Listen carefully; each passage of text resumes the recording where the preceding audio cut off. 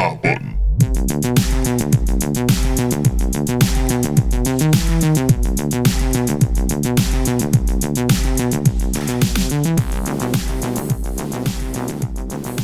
Okay, so no cold open today. It's been a long while. Game of the Year didn't kill us either, despite the massive undertaking. The real answer, honestly, is that the past 10 months just threw a whole lot of shit at our lives. You nearly died. As a reference to our first episode, it threw a lot of curveballs, like Kurt Schilling. You get it? Yes. Okay. It's also just the two of us on this recording. Our mission on this ep is going to be dedicated to sharing the happenings here internally. We've had to tackle everything from equipment failures, medical emergencies, scheduling kerfuffles, and shenanigans. But we are back. There's some awesome stuff in store that will be coming with time. Classic topics, mini subjects, movie commentaries, interviews, first for Hot Button. More guests than ever, a few returning voices, of course. Our celebratory 100th episode special. Promise that one is going to rock. Unfortunately, this does mean we missed out on the spooky Halloween series this year. Don't worry, we'll make that up to everybody.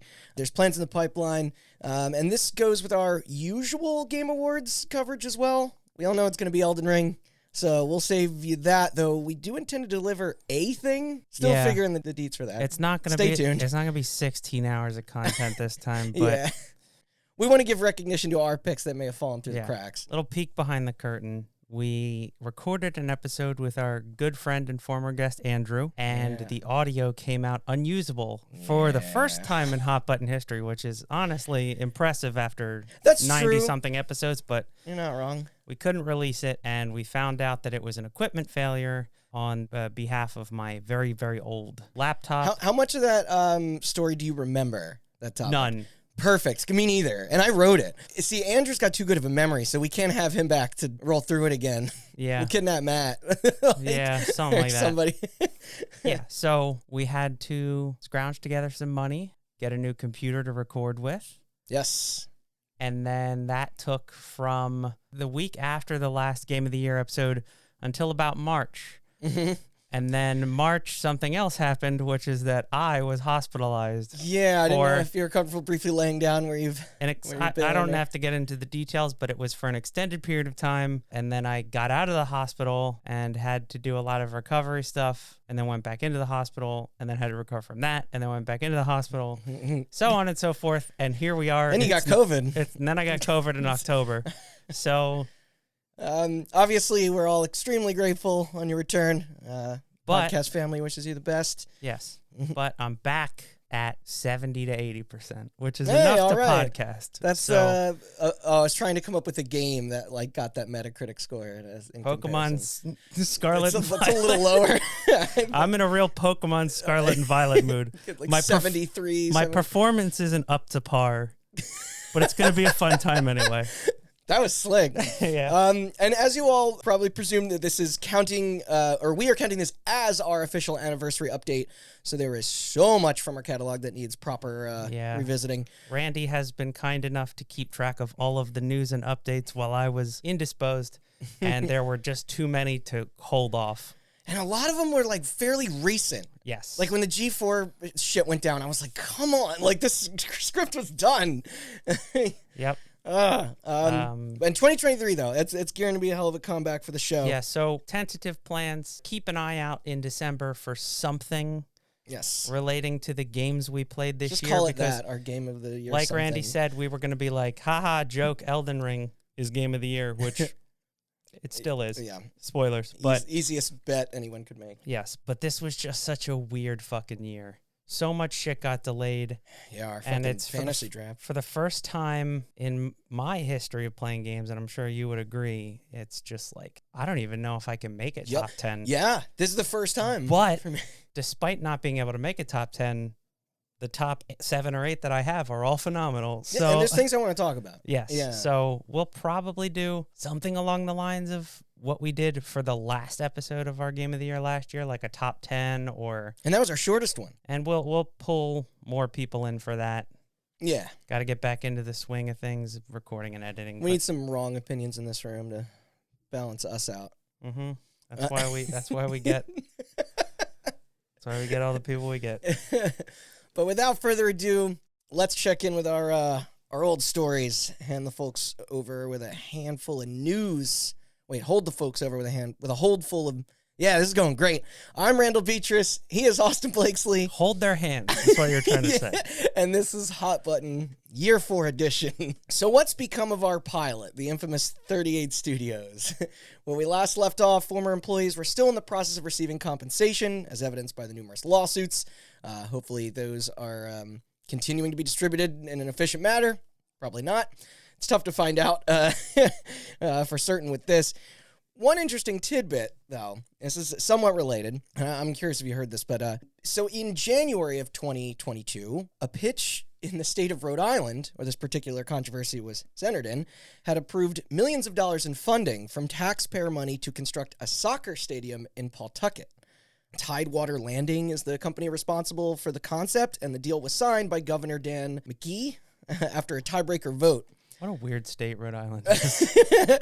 A major reason for the decision being so divisive is largely in part to the fact that the only previous occurrence of utilizing these types of resources for a massive project of this size was, you name it, Kurt, I don't support student loan debt forgiveness because I'm a giant fucking hypocrite shilling who just defamed video game business and resulting debacle has not been forgotten there. Nor should it be. Yeah. But here's the funny thing about that is that they're not wrong. Yeah. Using public funds to build stadiums, it's a scam. It's a scam just like the 38 Studios thing is a scam. Yes. Naturally, the dark cloud of that debacle looms over the heads of those rightfully nervous about the endeavor, with even other state leaders agreeing. Time will tell where this goes.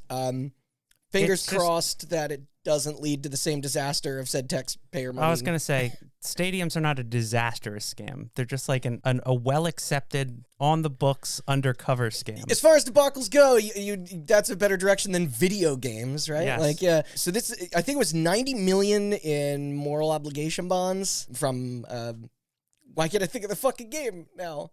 Kingdoms of Amalur. Yeah. Now owned by Embracer Group.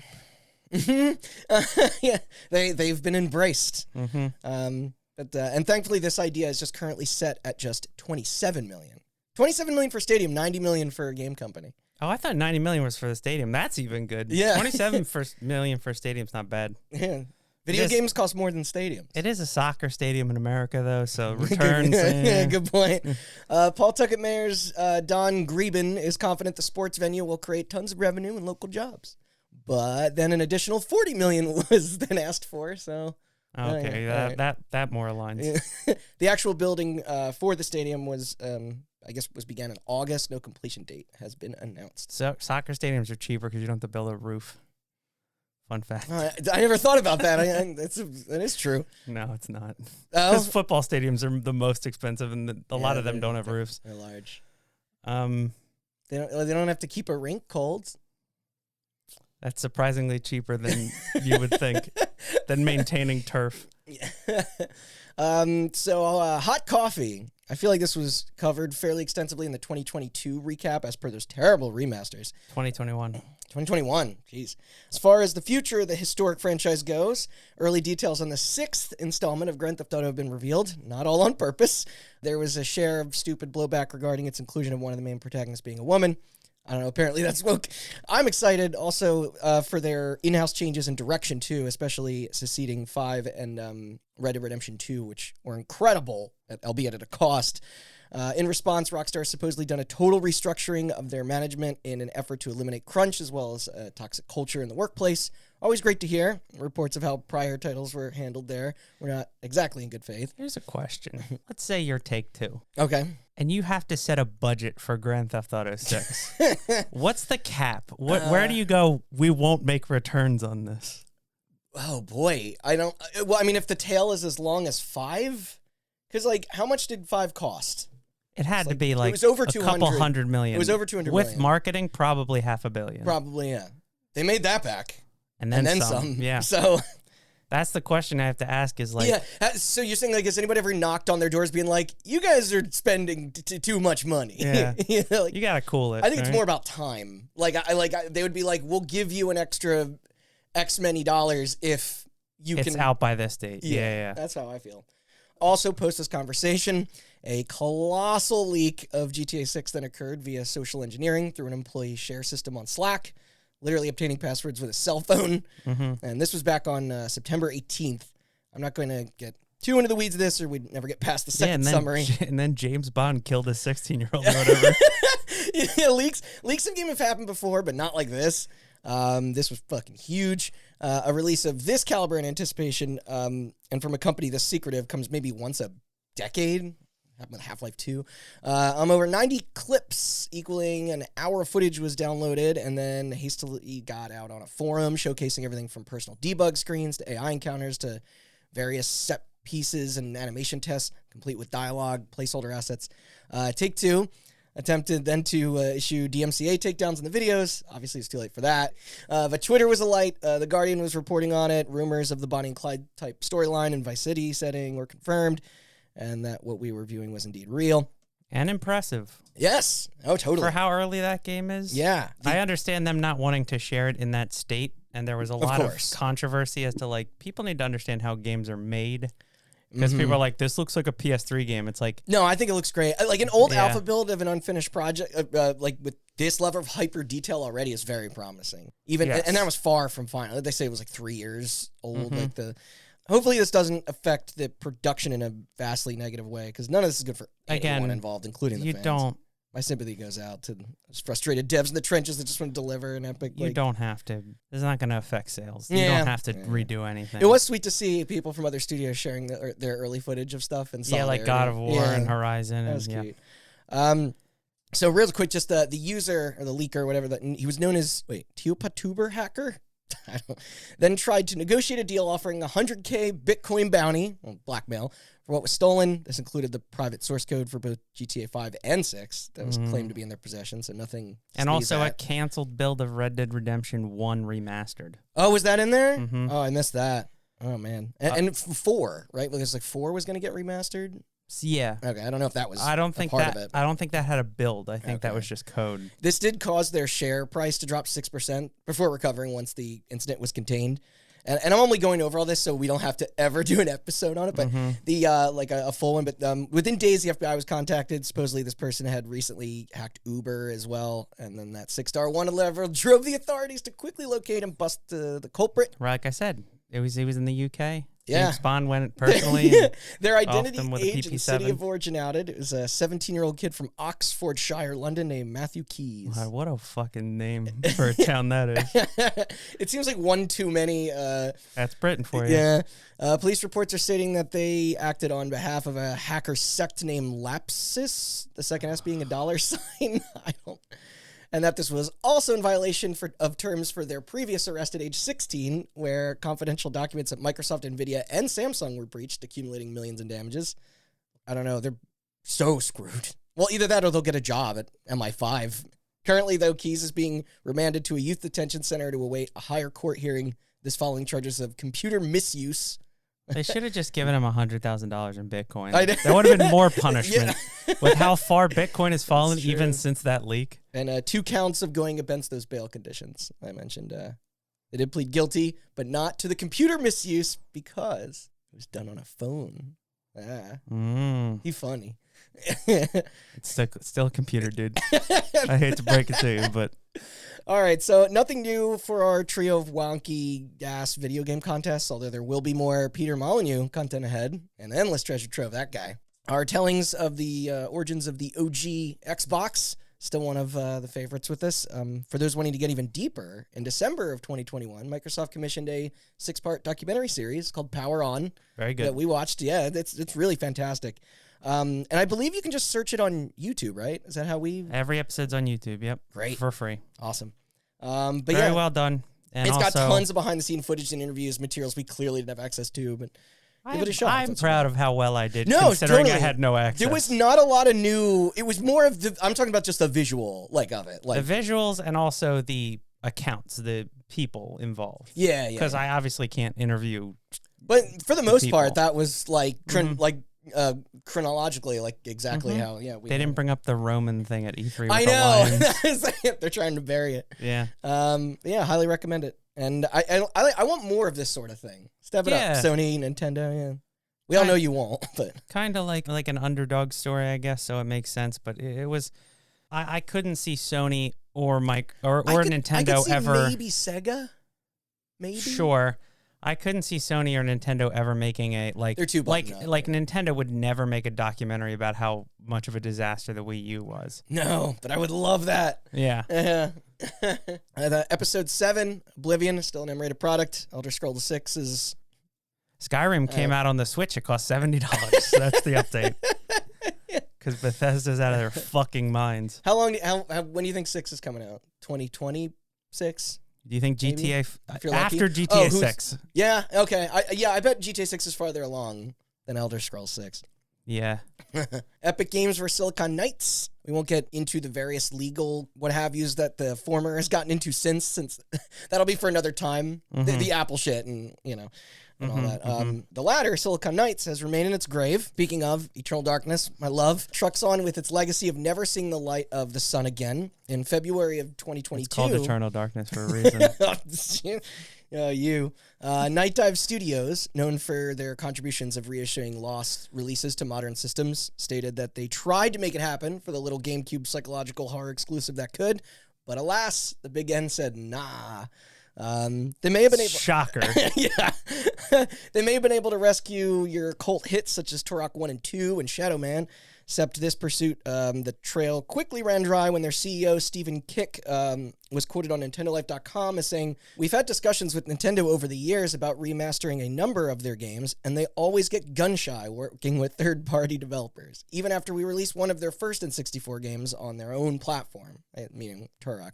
Yeah. Now, I will note that IP is referring to there was technically not owned directly by them the way Eternal Darkness was. No. A title that Who owns Turok? was formerly published by Nintendo officially. Acclaim. Acclaimed it, yeah. So who fucking knows? I think it's like it went to like a holdings group. Acclaim right? was purchased by Midway. And then Midway's Was purchased by Warner. Warner, who doesn't really want anything to do with games. So. No, they do. They're making the Turf game. Yeah, but it's based on a movie.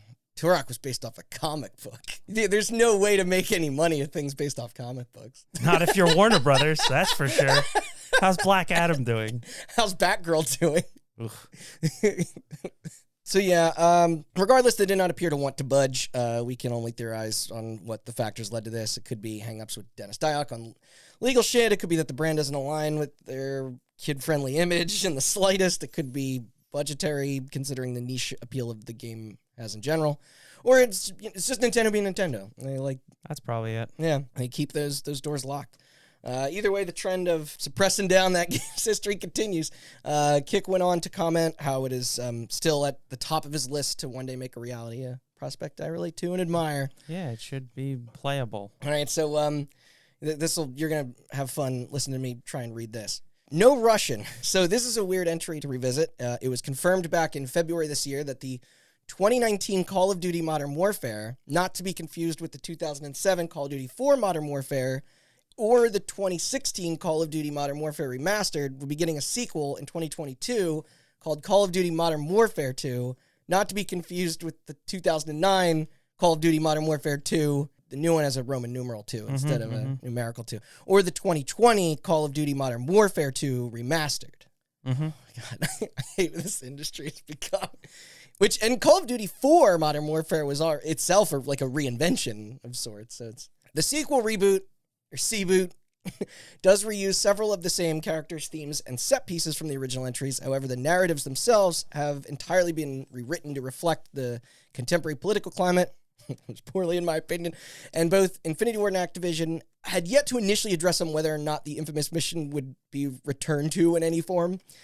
It was safe to assume that it wouldn't, especially considering the enemy factions don't even align with, there's no connection to those original campaigns. Small aside, I started playing Modern Warfare 2, 2022 Modern Warfare 2's campaign last night. Yeah. And I got like 5 missions in, and spoilers, I guess, but there's a mission where... You talking about the Border Patrol? Yeah.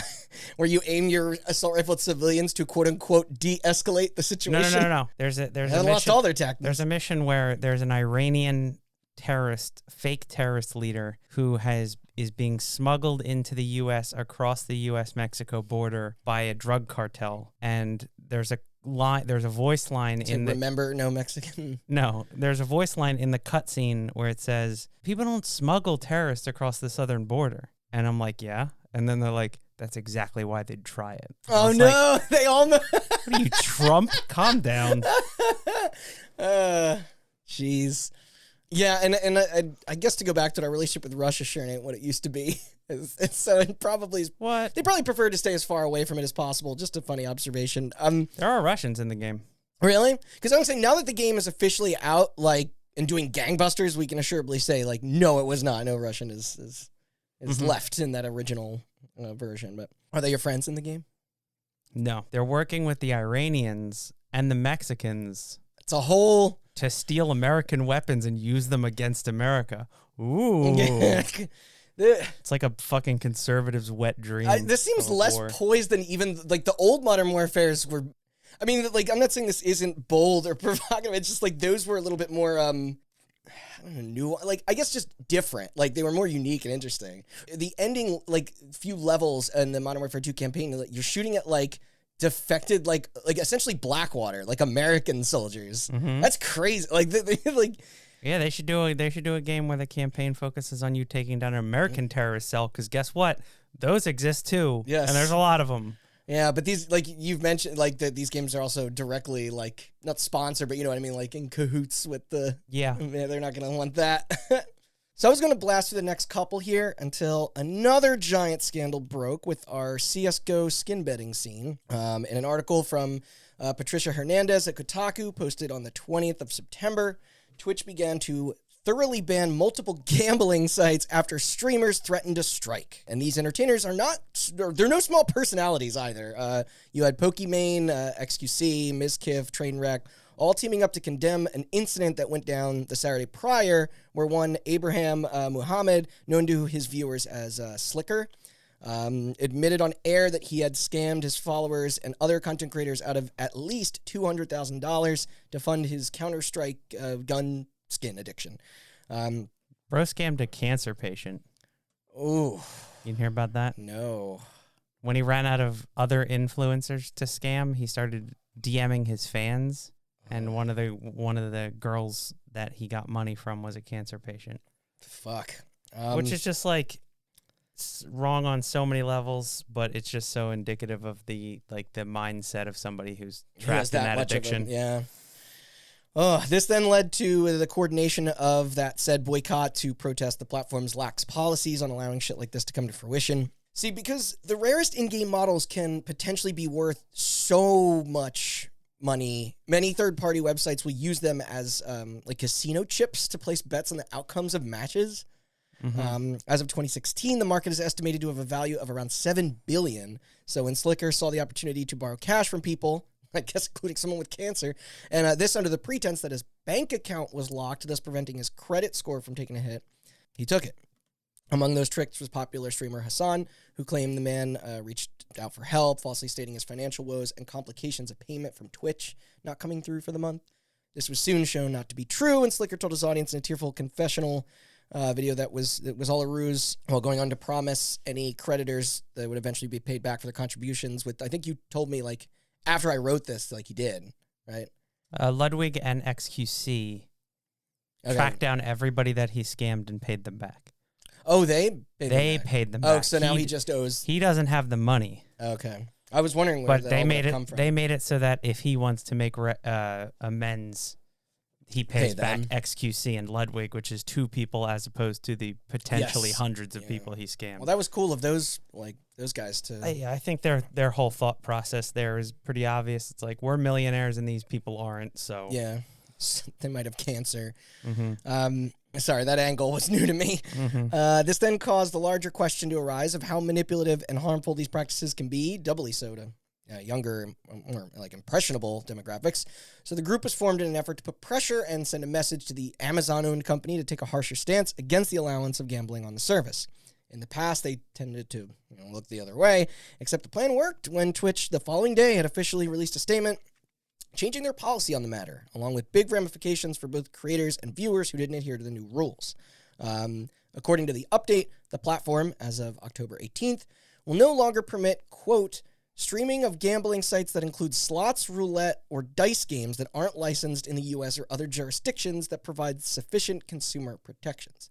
On the list so far is Stake.com, Rollbit.com, DualBits.com, which was featured in our episode, and Roobet, though further outlets could be added as they continue to, alleviate the situation. Yeah. Evaluate. God. That was all Can't talk today. replaced by crypto gambling, which is the same thing. Yeah. Crypto is just CS:GO skins but shitty. So sports betting, fantasy drafts, and poker are all okay. Yes. Yeah, the targets appear to be the larger ones favored by the community and sponsors in the most trafficked sections of the category page. Again, it's crypto gambling. It's like if Caesars Casino wants to let you gamble, that's fine. If DraftKings wants to let you gamble, that's fine because those companies are incorporated in America. But there's a lot of loopholes to forming a gambling site where you just you set up your headquarters in a shack on an island off the coast of Africa, and then you pay them like $10 a month for like a business license, and and you're good to go. They did start, so referral codes in chat have been nixed. Yeah. Something. Did that too. If you want to learn more about how shady these places are, there's a Mooncat video. It's M-U with an umlaut, N-E, cat. She's a YouTuber. She did a whole series on like offshore crypto gambling sites and Twitch. Oh, interesting. Very good. I know, because there's, they're trying to put a stop to this, circumventing all the pre-existing terms, but we'll see how successful in the long run it ends up being. Commendations were bound with hundreds of thousands of people celebrating the decision, despite Hassan's skepticism that the activity simply generates too much revenue to axe outright. We'll need to ask Chris on what this means for the future, because someone will in time discover a workaround. Also, I know that that episode specifically that he hosted, the people that were getting, I think there's some on, is Andrew mentioned that they might have been let go. But I think that, I don't think it's fully over. I think there's still, No. Yeah, I'll get to that, I guess, once it's run finalized. It could be difficult sometimes to keep up with ongoing stories, because then I'll have to keep going back and editing. And so then it's our coverings of the development of the Xbox 360. I believe we're done here, unless you wanted to interject anything, Austin. It's still the most influential console ever. Mm-hmm. Still Respect great. it. Yeah. On the opposite end of the spectrum, we have the Ouya, an object commercial failure of a home platform that killed its support by the complete shuttering of its onboard services back in 2019, a move that effectively turned the device into a brick. At least that was the case until in August this summer, when a modding group was was able to successfully access pulled content, thus making the system usable again. I mean, yeah. So those wonderful maniacs that were looking to preserve its bungled library for posterity. Not to underpin what they did, but it's Android. I can imagine that there's a lot of modders out there who would take any Android device and make it workable if it isn't. True. A hobbyist by the name of Christian was achieved this by essentially creating a spoofed server that would allow users to gain the ability to sign into their dead profiles and install their purchased games. The restoration of this feature even gives those owners the means to boot and play their catalog for the first time since the shutdown. What's extra cool about this, from what I've read on hackaday.com, the process to actually make it work doesn't sound complicated for the average Joe. All that's required is the modifying of a few config files to connect to a different online address, and boom, you're partying like it's 2012. Yep. The real challenge is finding something fun to do with your efforts after. Burn, Ouya. Because Towerfall got ported. What else is there?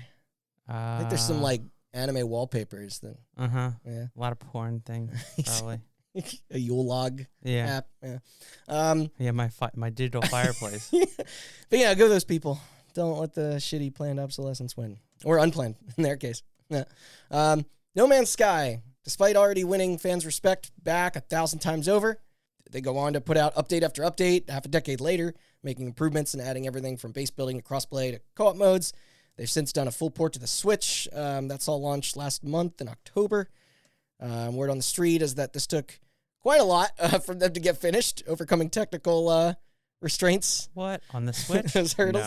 No. For it to be hosted on such low-powered hardware. They have gone on record explaining that the edition does contain all of the content patches, though the multiplayer won't be ready until an unspecified date in 2023. Also in store is that Hello Games announced in June 2022 that they are not only have plans on a version for the PlayStation VR 2, but a partnership with Apple is going to help them bring it to iOS mobile and iPad. This taking advantage of the framework with Metal Effects shown at the Worldwide Developers Conference in California. Yep. That studio never ceases to surprise. Mm-hmm. Kudos to them. I know they've been consistently working on No Man's Sky this whole time, but have they since announced like any... They did another game. Did they? Last Bonfire? Oh, that I believe. went right by me. Yeah, there's another Hello Games game, and I'm sure they're working on something else. Probably, yeah. Yeah. Just maybe not a lot we know in the public like space yet. Then we had our two-parter on the Columbine RPG. Nothing further with that. IGN's plagiarism scandal with Philip Mewson. Any digging up on what that weasel's up to these days? You know? No, I could look it up. But he probably still sucks. Well, I have no doubt. Short answer. There's a big gap I where there isn't any. Googled it, and let's see. His last video was a year ago, and the second video I got recommended was he got interviewed by Colin Moriarty on his podcast. So things seem to be going swimmingly over there in canceled space. It writes itself. Mm-hmm. Yeah. Boy. Okay. Next was the saga. That was the formation of the ESRB and the Brown versus the Entertainment Merchants Association. There was a single minor correction for myself that I did want to disclose.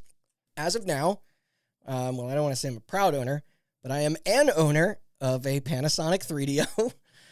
In the episode, I stated that similar to Sony and Sega and Nintendo, that the group is in agreement with them to adhere to the same rating system and guidelines alongside their competitors. Then I later discovered that this was just partially true. According to like a backdoor policy, the publishers who distributed software on the 3DO could voluntarily send their products in to get certified through the ESRB's board, or opt out to put the like console manufacturer's own age labels on instead. Mm-hmm. This may have been like a way to like dodge the fee associated with such a process. It's strange to notice how it varies on the boxes from game to game.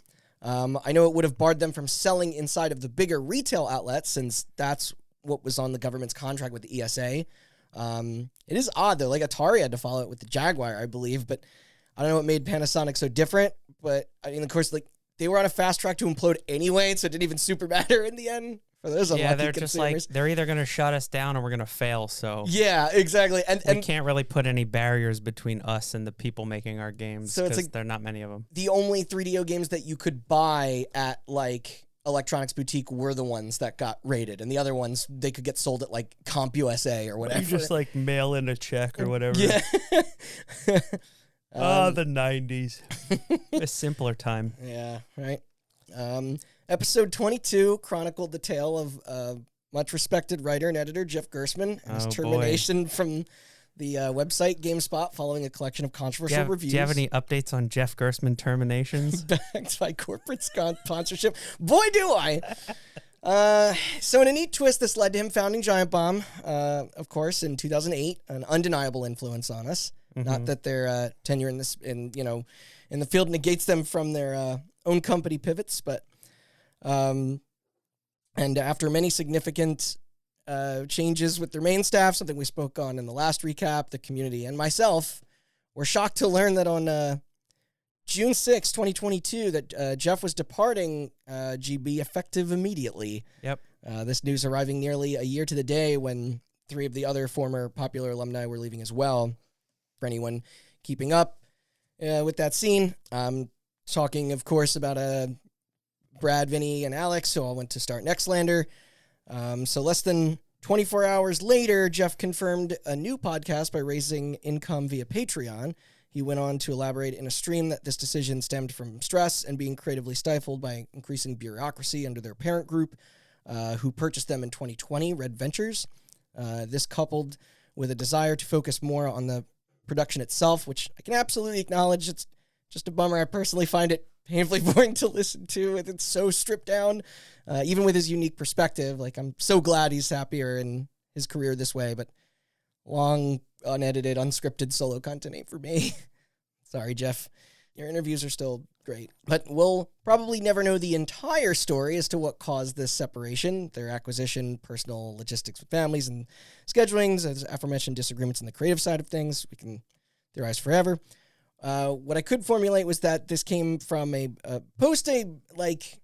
experimental shift, would you say, in their output. Perhaps it wasn't landing like they thought it would. This topic does come with, well, at first, somewhat of a silver lining. The same day that the Jeff Gerstmann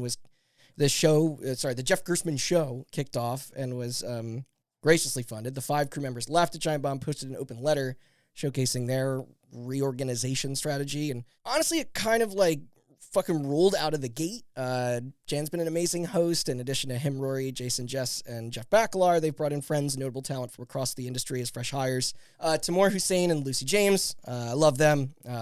Which they're also ex-GameSpot. Well, no, they're still GameSpot, yeah. Sorry.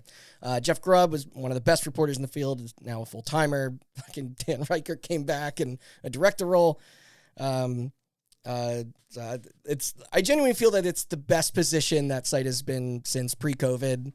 I love the group, and look into the game if you were someone who maybe fell off before written reviews and formal quick looks have returned. I only wish there was some more consistency on who was on what feature. That could get confusing. The rotating chair and the react streams and Bombcast, it's strange considering all these these faces in the mix. And that was it for this section until then Andrew informed us that on October 3rd last month that the company Fandom, who handles many entertainment brands, had acquired not only Giant Bomb from Red Ventures, though also sister websites like GameSpot and Metacritic, Game FAQs, and even TV Guide and Comic Vine. They're all under that umbrella now. Mm-hmm. They previously had bought Screen Junkies and Curse Media, Fanatical, so it isn't too surprising, I suppose. They host a ton of wikis and the like, so maybe they wanted access to their extensive games database. I'm not sure. What we do know is that those sites have the worst, most invasive fucking ads ever, to the point that they barely even function on mobile. Well, so hopefully this bodes well. Fandom got in a lot of trouble because after they bought Curse, the reason they bought Curse is because they wanted to get into esports. Curse is an esports organization. Yeah. And they used to put their own streams up as ads.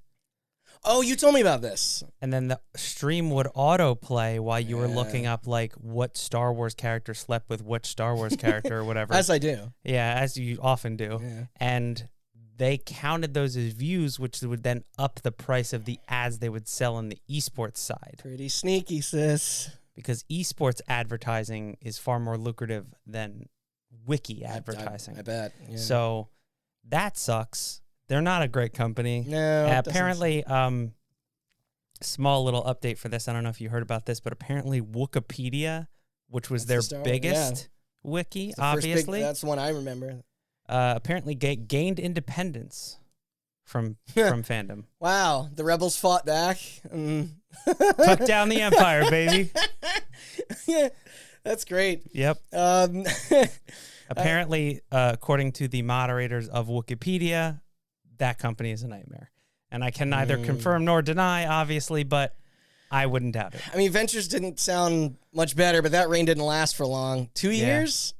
Two-ish years. And that was part of a $500 million deal, and this was just 50, so the margins must have not been delivering to take such a bath on that. Mm-hmm. However, this changing of the hands then led to Gerstmann being able to break NDA. Yeah, to be slightly more open on the divorce, directly stating in an uploaded video on October 25th that he was actually fired from RV just 3 weeks before his plan to leave.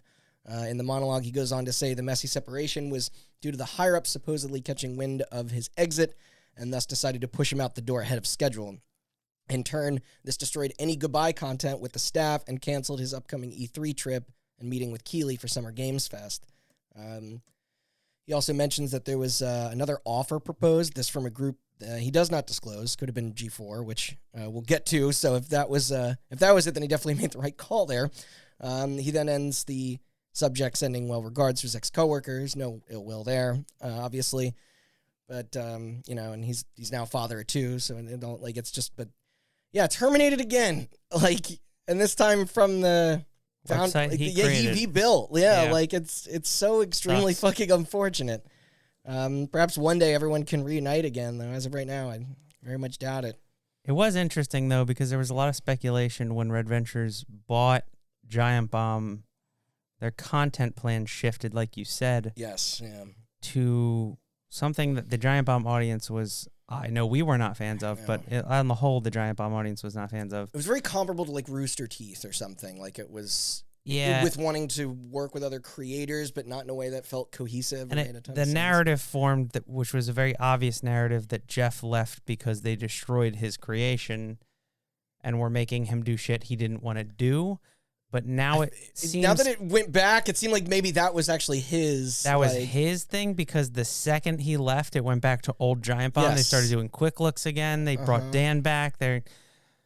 Unprofessional Fridays, all that stuff. Like, it all just came back into form without Jeff. Mm-hmm. So who knows? Yeah. But it is interesting.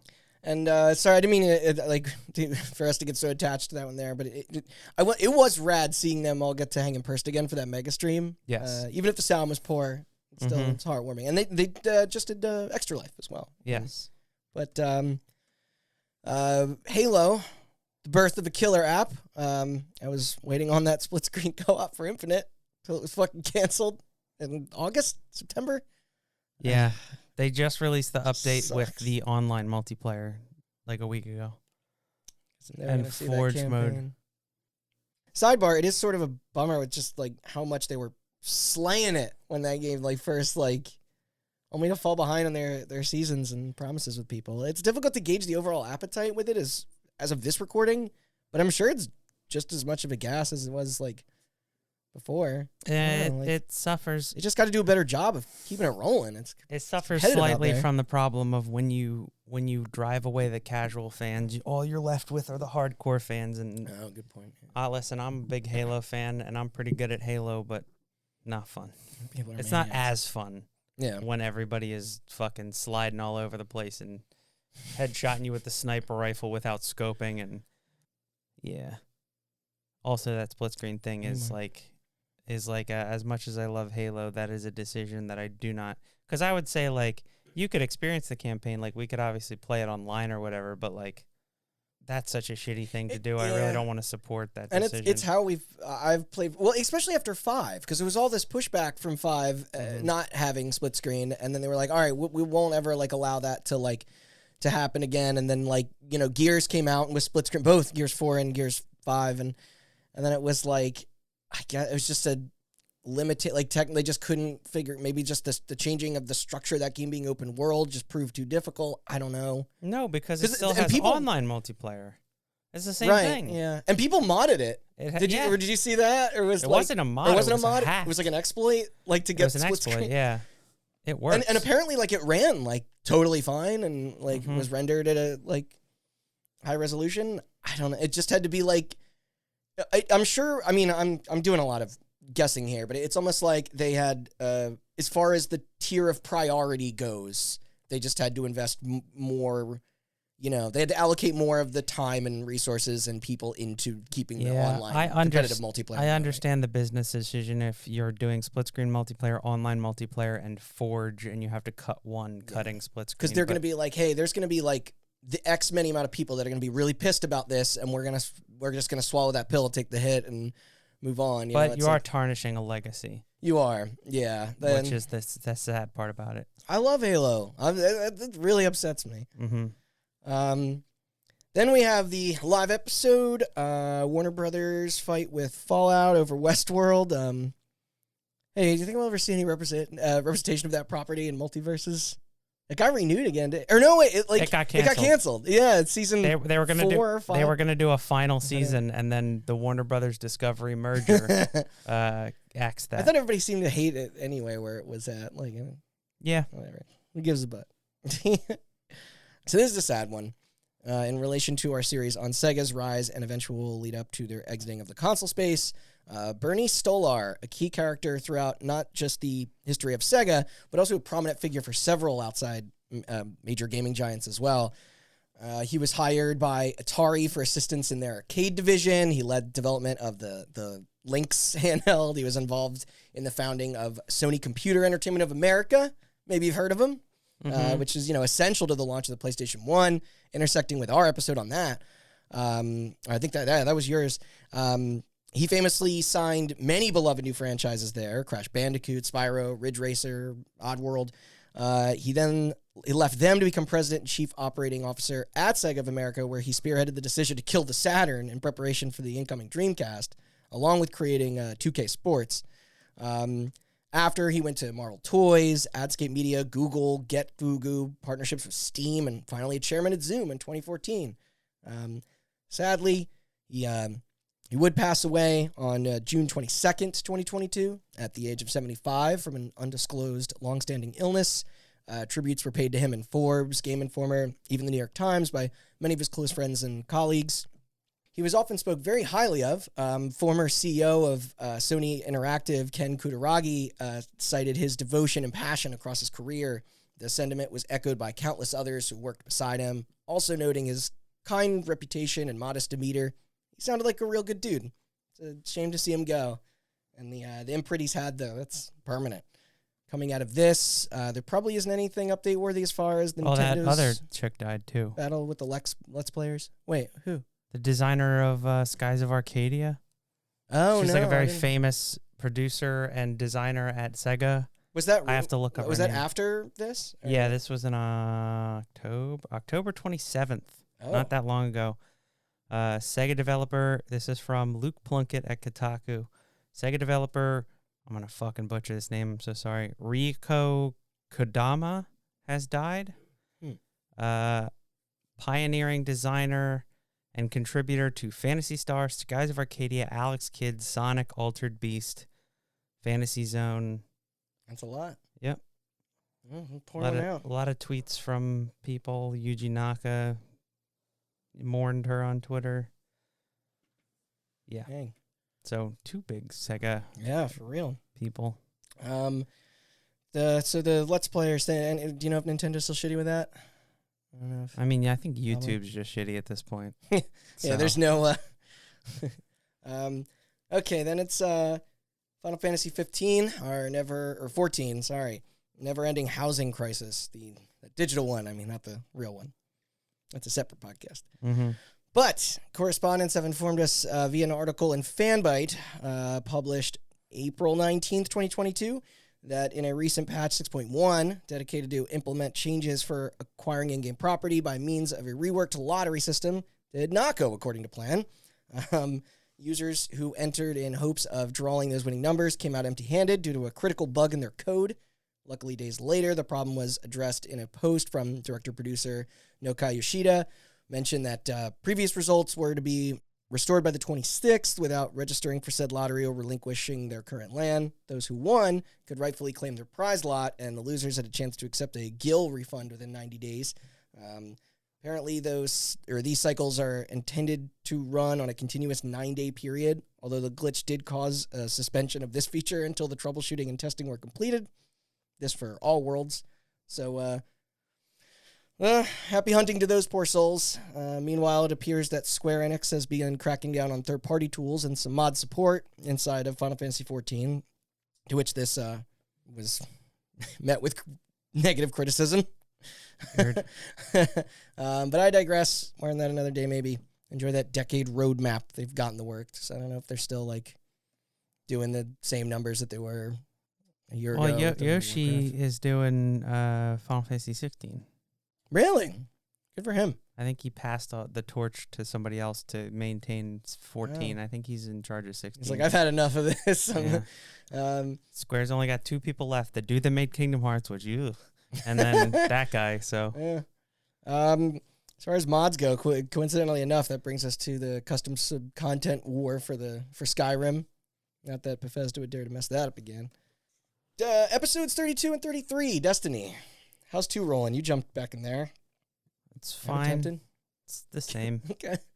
Is there no more Disney Vault lock in the old missions anymore? No, they still do that. Oh. They're not doing it anymore. I don't know. I don't know how it works. It's all confusing. I do want to explore this. This was this year. Announced through Twitter, Sony officially purchased Destiny and OG Halo developer Bungie. The deal was first revealed back in January, while the acquisition was then formally closed on July 15th. It was listed for, quote, approximately $3.7 billion on the SEC filings. That's a lot. Yeah. That's 3.7 Instagrams. Times have changed.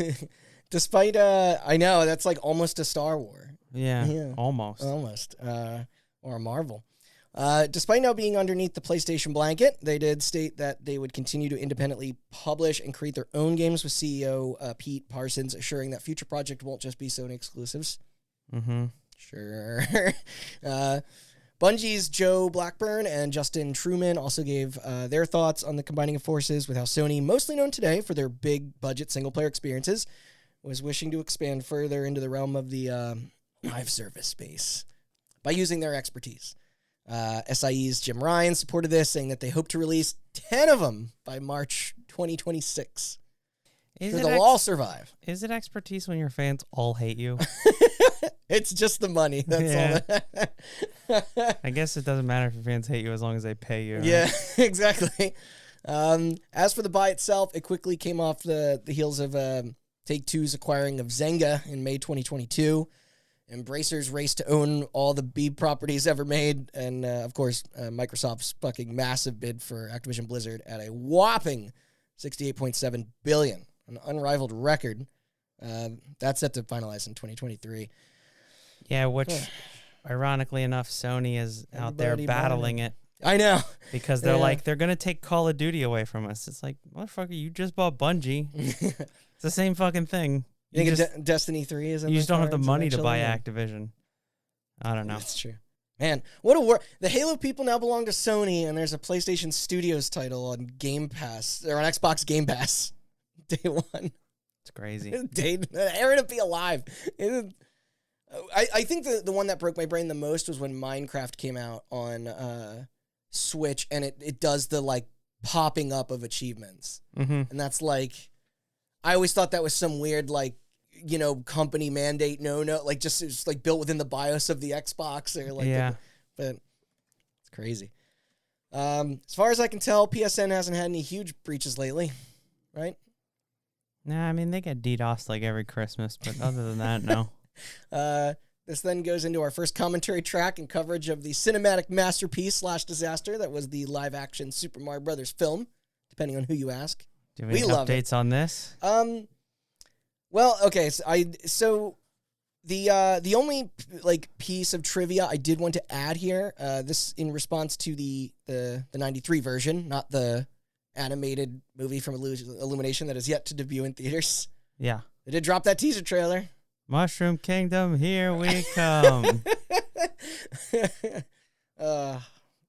Can't wait. So, I brought up, sorry, this was on on the last recap. I brought up the restoration group who tweeted at us. Uh-huh. The one that it's led by, or no, it was a fan group. Sorry, but the restoration group is led by Garrett Gilchrist, who had rescued all that unused footage and shared it. So I had not realized at the time that he was a former partner and collaborator with the company Red Letter Media. Mm-hmm. Yeah, whom I adore. Yep. He even appeared in their How Not to Make a Movie documentary alongside Mike J. and Rich to recount the misery their crew had in the shooting of a Gorilla Interrupted back in 2003. But small world. Also, side update, John Leguizamo apparently publicly came out in protest of the Illumination Mario Brothers movie. Not in protest, but he was just basically like, it's an animated movie. You could have cast another person of color to play one of the main leads. It kind of sucks that you didn't. And I'm like, yeah. He's not wrong. Yeah. Even, I mean, the casting of the live, it was a British man and a Latino man playing two Italian men, but yeah. But no, you're right. Like there should be a more diversity in that cast. Mm-hmm. At least you have like Kia's Toad, I guess. Yeah. But you're right. I mean, as far as like the voice, like yeah. Well, who would have been the most famous Italian American actors to play Mario and Luigi? Like, I don't know. Did you see or did rather listen to the Joe Pesci? Joe Pesci and Robert De Niro. Be better than the Irishman. Did you this people have used like AI generation to like to have the voice like Chris Pratt's lines be Charles Martinet. And it does sound more genuine, albeit like not human, but that's moving on. We have the Battlefront 2 loot box fiasco, which we all know are mostly gone in favor of the equally evil Battle Pass. Then the clusterfuck of the Nintendo PlayStation. No catching up's needed there. That prototype has remained with the same owner. Yep. Microtransactions 1. Interestingly, I have 2 to pull from for that. So this Kotaku link was shared to us by our own Andrew Banks on January 4th, 2022. Quote, Justin Wong gets to relive legendary Street Fighter moment 37. As we covered, it is still often fondly remembered as the most ultimate comeback in fucking esports pretty much ever. This occurring at EVO in 2004 from professional player Daigo. Well, here we are nearly 18 goddamn years later, and those watching on Twitch were able to witness the fun all over again. Wong was squaring off against a Japanese opponent named Kopji in Street Fighter 3 Third Strike, and after a handful of back and forth rounds, 28 minutes into the stream, some serious deja vu would hit. Upon his own Ken at a single pixel of health, he successfully parried yet another close to impossible string of Chun-Li kicks to dodge. The chat went apeshit as Wong shouted, "You think you Daigo? You ain't Daigo." As the blocks commenced, he Daigo. He Daigo. He admitted in defeat, resulting in a loss by way of the exact same outcome those many years ago. It was intense, and even though it may not have shared the effect of pulling it off, or the same effect of pulling it off in front of a cheering crowd of hundreds of fans live in person, it was still an impressive feat. That's not scripted. He Daigo'd me, he said. In the end, Wong did end up winning the full match, although, it was one for the books. On February 1st, a package was sent to him containing a framed screenshot of the event, a warm-hearted prank that he took like a champ. Yeah. In stride. There was somebody recreated the moment 37 in the Street Fighter 6 alpha or whatever. And he just retweeted it and he was like, "Stop, guys. It's not funny anymore. Leave me alone." Yeah. The second update, as per those short topics, put Australian at the center of, and those crosshairs, this on their stance on drugs again. The target this time being 2018's construction and management simulator RimWorld. In February 2022, a previously unshowed port of the game for consoles was effectively refused classification by the country's rating board for its depiction of illicit substance use. Following that, the PC version was then yanked from the locally hosted Steam storefront. The devs at Ludon Studios in Montreal soon scrambled to figure out a solution, and by August 21st, the contraband could legally be bought by users once more. It did get stamped with an 18-plus label in the review application when it was determined that the in-universe mechanics provided disincentives related to the drug-taking behavior to the point where it could lead to consequences in-game as, quote, overdose, addiction, and withdrawal. When does it not? Like Narc? Is that the last time? Yeah, I was trying, I guess Skooma technically has positives to it. Blitz the League. Oh, no, I think there also is a negative, Yeah, you fucking take steroids and then you get injured easier. And your balls shrink. The stickler would be if it was, it's basically whether or not it's represented positively. It also calls attention to the fact that these are depicted at a distance, though I guess through a top-down perspective in a highly stylized and simplified form, they say. The team responsible for the overturn had lent their hand at preventing Disco Elysium from suffering a similar fate as well in 2021. They fought for them. Look for an episode in the distant future about Disco Elysium for sure. Yeah. Gearbox. Yeah. So as far as their Pride and Joy Borderlands goes, we've seen not one but two new entries into the franchise this year, each with mixed reception, deservingly so. The Tiny Tina's, well, maybe that could be a little high, I don't know.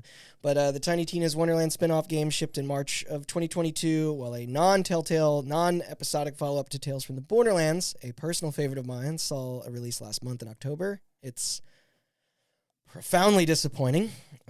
I won't get into it. Meanwhile... I would like to say that Tiny Tina's Wonderlands is also profoundly disappointing. Yeah? Yes. Not surprised. No. Meanwhile, Mr. Randy Pitchford has been busy. When not selling his used shirts for charity or hanging out with movie stars through the, as of right now, yet to be screened Borderlands film. Not even a trailer. In April of 2022, it was reported by Kotaku that the magician himself has officially purchased iconic Hollywood hotspot, the Magic Castle. Every time somebody brings that up, I think about do you ever watch Arrested Development? No, I haven't seen it. Okay. There's a joke in there where there's a British guy and he keeps saying the magic asshole, but people think he's saying the magic asshole. Either fits here. Yeah. Oh, I wasn't calling Randy Pitchford an asshole, but I was. There's a lot of assholes that apparently are frequent visitors of this joint. The building is home to the Academy of Magical Arts and also a log sheet of quite serious allegations and scandals, including sexual assault, abuse, and harassment, as well as discrimination claims on the basis of both race and gender. It was also featured in She-Hulk. Really? Mm-hmm. What reason did they have? It's a long story, but basically she's a lawyer. And so the spoilers, I guess, for She-Hulk, she's a lawyer, and the whole show revolves around she gets a job as a lawyer for superheroes. And then Wong from Doctor Strange hires her to cease and desist a former disciple of his who stole one of those things that they can do the ring with. Like a Green Lantern ring? No, the thing that they put on their hand to make the portal. To make the portal. And he uses that in his act because he's like a shitty magician that performs at the Magic Castle. And then he opens the wrong portal and it gets attacked by like demons. And then Wong and She-Hulk have to save him. Was it filmed there or does it actually say like the Magic Castle? It says the Magic Castle. I don't know if it was filmed there. Probably not. Okay. So, and for those that want to look more into that horrible ugliness, these instances were initially made public via a LA Times investigation in 2020. Charges were said to be happening, although whether or not this escalated is widely unknown as of now. Knowing that, Randy Pitchford seems like the right owner. And that's all I'm going to say about that. And the same goes also like in terms of the unknown thing for what Pitchford paid for the landmark. One that in 1989 had been coined a, quote, cultural monument in the city of Los Angeles. He is the first person to hold the ownership title outside of the Glover family, who was in operation of it. The Glover? Since 1961. I knew. I didn't know he owned the Magic Castle. That's crazy. I love his game. Yeah. It just got re-released on Steam, I think. Yes, it did. So do with this what you will, folks. Penn and Teller are excited about it. Okay. I don't know. All right, so the less said about hatred, the better. But I do have an amusing factoid to speak on, regardless. Remember when the voice actor for the quote-unquote antagonist decided to hide his identity pre-launch of the game? Mm-hmm. Either in shame or perhaps foreseeing the ensuing controversy? Well, his name may not be in the credits, but those that dug into it discovered the face behind our edgelord mass shooter character was actually one Tom Clark Hill, closer known to some as the charming Sergeant Cortez from the Timesplitter series and Colonel Stark in Second Sight. Each from Free Radical Entertainment. He has also lent his talents to the Killzones, the Witchers, the Sniper Elites. He's Kendert in Horizon Zero Dawn. But yeah, can you believe he didn't want hatred on his that's weird repertoire? It's crazy. Yeah. We then have our 2018 Halloween specials. Nothing with Polybius or Hong Kong 97 as assumed, though we do have a tiny add-on to the Resident Evil story and a rather tragic update in terms of our infamous football curse. This time not on a player's misfortune, but on the figure himself. Legendary coach and commentator John Earl Madden, who directly insisted in kicking off one of gaming's biggest IPs ever, passed away on December 28th, 2021 at his house in California. He was 85, and the cause of death was not disclosed. Now, Madden curse strikes again. Yeah, maybe for the last time. Now, while they put him on the cover this year. Well, that's I was going to get to that. It's always been easy to rib his signature like vocal delivery in relationship to the turducken. It is important to also state that by near all accounts, those who worked alongside him during his storied career had practically nothing but the nicest things to say about him. Apparently, he's an awesome dude. Yeah, he genuinely fucking loved American football and really devoted his life to just like wanting to share that affection with as many people as possible. Too. Yeah. And not just like, this isn't even like directing like towards like only enthusiasts. Like his whole style, like either through the games or otherwise, was to make the sport as like welcoming and accessible as he could to anyone like willing. Like, and an effort I definitely commend considering how goddamn complicated those rules can get. Had that cameo in The Simpsons. It's pretty great. On June 1st, 2022, Electronic Arts, publisher of the Madden franchise, announced in a sweet gesture, as Austin alluded to, that they would be honoring his legacy by featuring him as the cover athlete on NFL 23 and commemoration. Not only that, but they used the original cover from the original Madden. Yeah, which is cute. Yeah, the picture that is snapping the moment where he was celebrating his Super Bowl 11 victory as the head coach for the Oakland Raiders. Yep. But that's a nice throwback where it all started back in, I think that first game was 1988. Yep. So the real kicker, no pun intended, was that the product itself didn't seem to deliver when taking a peek at the reviews. It's just Madden. It didn't used to be. There was a time where like Madden was some of the highest rated games on Metacritic. Like, now going back to Resi, I can attempt to cheer us up a bit. When on August 1st, 2022, one of the greatest mysteries surrounding the franchise's debut on the original PlayStation has been solved. Maybe. That beautiful opening FMV sequence, for being so notable, there was interestingly like little to go on when it came to the cast selected for their roles. The performers playing Chris, Barry, Rebecca, and Wesker were all found like throughout the years. However, the actress who stood in the shoes of the Master of Unlocking, Jill Valentine, remained forever missing. That was till now, maybe. See, concerns with the Screen Actors Guild, as union rules for the format had yet to be set, led to the on-screen crew using aliases after the shoot, a practice we saw in the OG Mortal Kombats as well, and we'd run into again years later with even Metal Gear Solid. At the time of filming, she was said to be fairly young and had some experience modeling while living in Japan. I think I covered that in the episode. But outside of that, there wasn't much. And so while those curious fans did manage to track down her compatriots, 2.5 decades later of searching paid off, maybe, when Dr. Raichi on Twitter posted that his friend Talanide had located Jill's whereabouts, or in Indonesia, as what was listed for her in the credits, through the help of the Resident Evil community, and that she agreed to do an interview.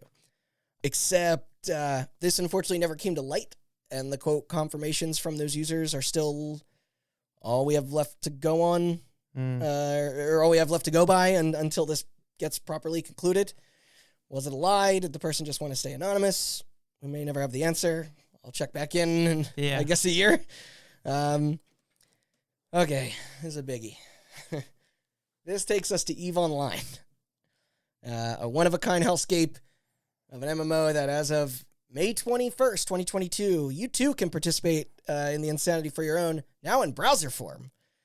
You heard me, by means of the CCP's EVE Anywhere program, I guess, the latest upgrade where those invested into their world of space madness can ditch the software client and jump right in by onboard URL. Power of the cloud. Of course, this is only for Omega subscribers, whoever they are. But thanks to the developer's trusted buddy Intel, you can hop on Chrome or Firefox or Safari, whatever, on any device, and bam, chaos at your fingertips. Also, if you were wondering if that entire economy system is still fucked, this feature alone costs 30 plex, or about $1.50 every 24 hours to access. What? They got to get theirs, you know? Just download the fucking client. Fuck. The service will extend to each territory soon. Oh, and I almost forgot. This came after another one of their major collabs. Earlier on March 6th of this year, Games Radar revealed that Eve was to be entering a partnership with Microsoft fucking XL.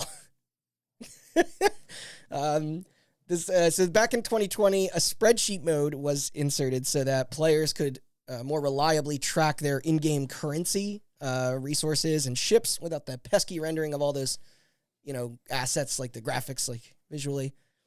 So this was shown at the annual EVE Fan Fest with the promise that their new JavaScript API would allow you to quickly export data directly into the Excel program, making it simpler to, quote, access and calculate everything from profit margins to battle strategies. As somebody who has written a lot of programs that export stuff to Excel, not that hard. Really? Yeah. You should be working for them. No, I'm good. They'll pay you in Plex. I don't want to work for. Where are they from? Iceland? Iceland seems pretty cool. Good music. Fermented sheep's head every day for dinner. So anyway, the audience was hella into it. Devs went on to say that this was another step to bring in the casual and seasoned market. There were also plans to modernize the audio, graphics, and UI to current standards. When I think casual, I think Microsoft Excel. For sure. Yeah. That before, like the what the game actually looks like. Mm-hmm. But I don't know, this shit is wild, man. Like, props to him for keeping the obsession alive, I guess. Since 2003, apparently there's even extra narrative content in the works to continue the lore. I love it. I just don't want to touch it. Like, admiring it from afar is my motto for this one. It's like, what did Giant Bomb have the bit about being it just like, you want to be like it's like getting a journalist press pass for something. Like, you just want a walking tour guide of like, of EVE Online. So, Warcraft is Warcraft. Classic is up to Wrath of the Lich King, yes? Yes. And that was on September 26, 2022. Mm-hmm. You feel that war feud with FF14 is going well for them? I've got no clue anymore. I don't care. Yeah. But that's all whatever, because we just hit the 1-year check mark. Yay. Go us. Past our first award special, there was the voice actor strike. A fairly recent case of bullshit managed to bring that discussion back. Boy, all right.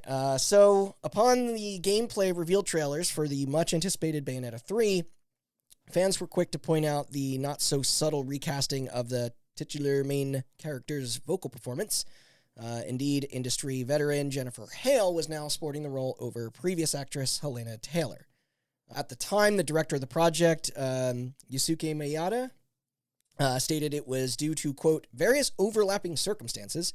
Then years of quiet then went by until on October 15th, 2022, 13 days before the game's scheduled release, Taylor uploaded a series of videos claiming the reasoning was that, so she had refused an offer of only $4,000 total for the job, as it was, insulting and not at all reflective of a living, which, true, it's not. She then urged her followers to boycott the product and instead donate to charity. I'll get back to that part. Then two things then happened. First was the dogpiling on Miyata, a contentious public figurehead who had built quite the reputation for himself of being, say, a bit of a heel. He quickly denounced her statements as false, as well as, quote, sad and deplorable, while going on to block dozens and dozens of users who responded before temporarily deactivating his account. Many people thought this meant it was, suspended. The second target, unjustly, was Jennifer Hale.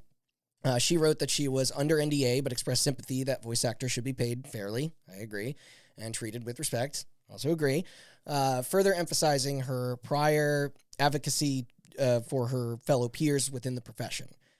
She then ended the message telling folks to please keep an open mind about the sheer amount of hard work from everyone that went into making the game. This supported by David Hayter, Steve Bloom, several others.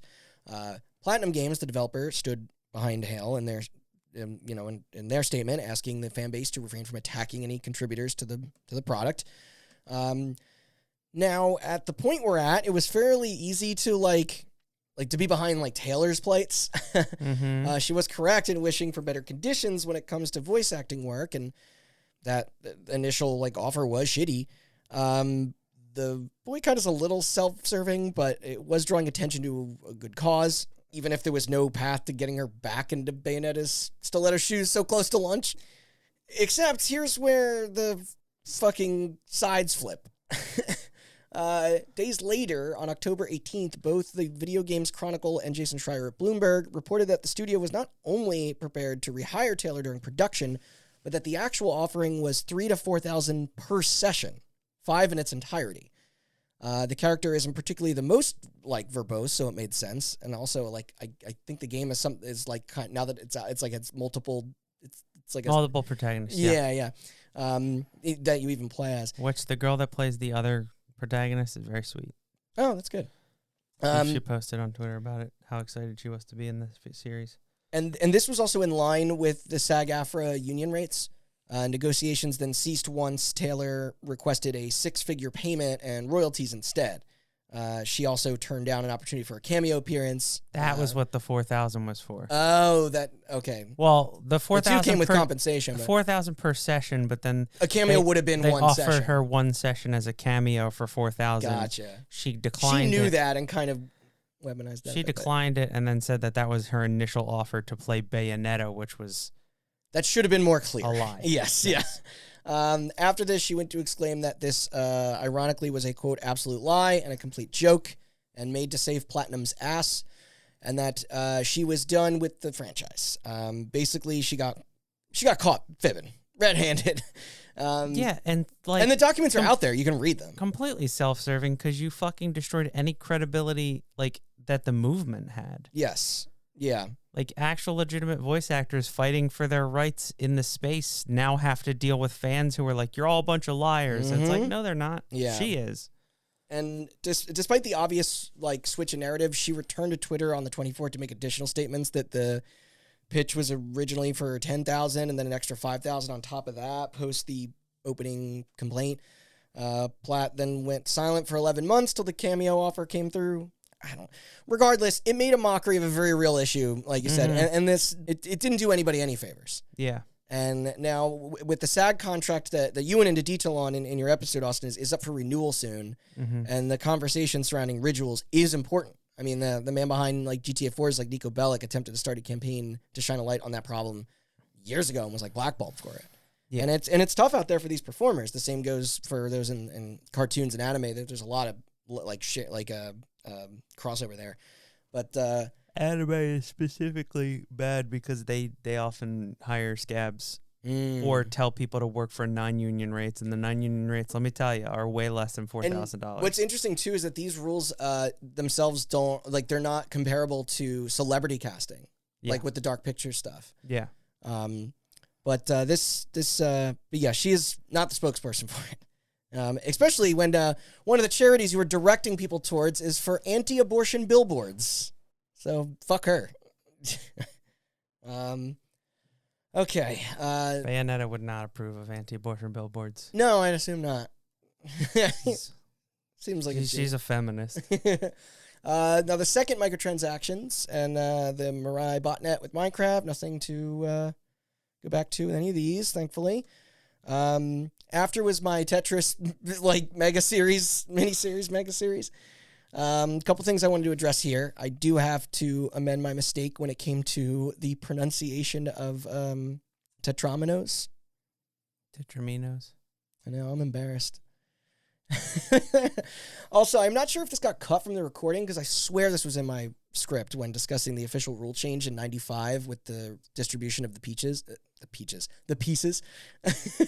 The transition from fully random to the 7-bag rotation method. It's really important to the community. And I don't think I cut anything no, like that. I don't. You didn't edit that one. But it was vital to the whether or not You're you right, could I play did. forever study, and that prior to its implementation, the player would never be given a combination of blocks that doomed you to lose, and that the S's and Z's can't be cleared in a single move. And that's no longer the case going forward. Yeah. Starting with your favorite, or starting with New Tetris, which also created the whole piece. And, the best Tetris game, some might say. And now the divide between the classic rule set and the modern rule set, but both can live together. So I felt the need to explain this. I recently met someone, shout out, who's just as passionate about Tetris as I am somehow, and they have a lot of attachment to the NES entry from Bulletproof Software, which, going back to, I do respect more. It is what they continue to use in the CT World Championships. That, in effect, with their retro mode. I still think the 10-game one is better, and that is more or less a direct port of the Atari arcade cabinet with the co-op and whatnot. But, yeah, that's all. Thanks for humoring me. Twitch. Sorry, I yawned. Yes, yeah. Was that a timely yawn? I yawned at that specific moment. It's weird. Fucker. Twitch trucked on to beat more Pokemon. The guy game refrains to be, illegal materials. Still.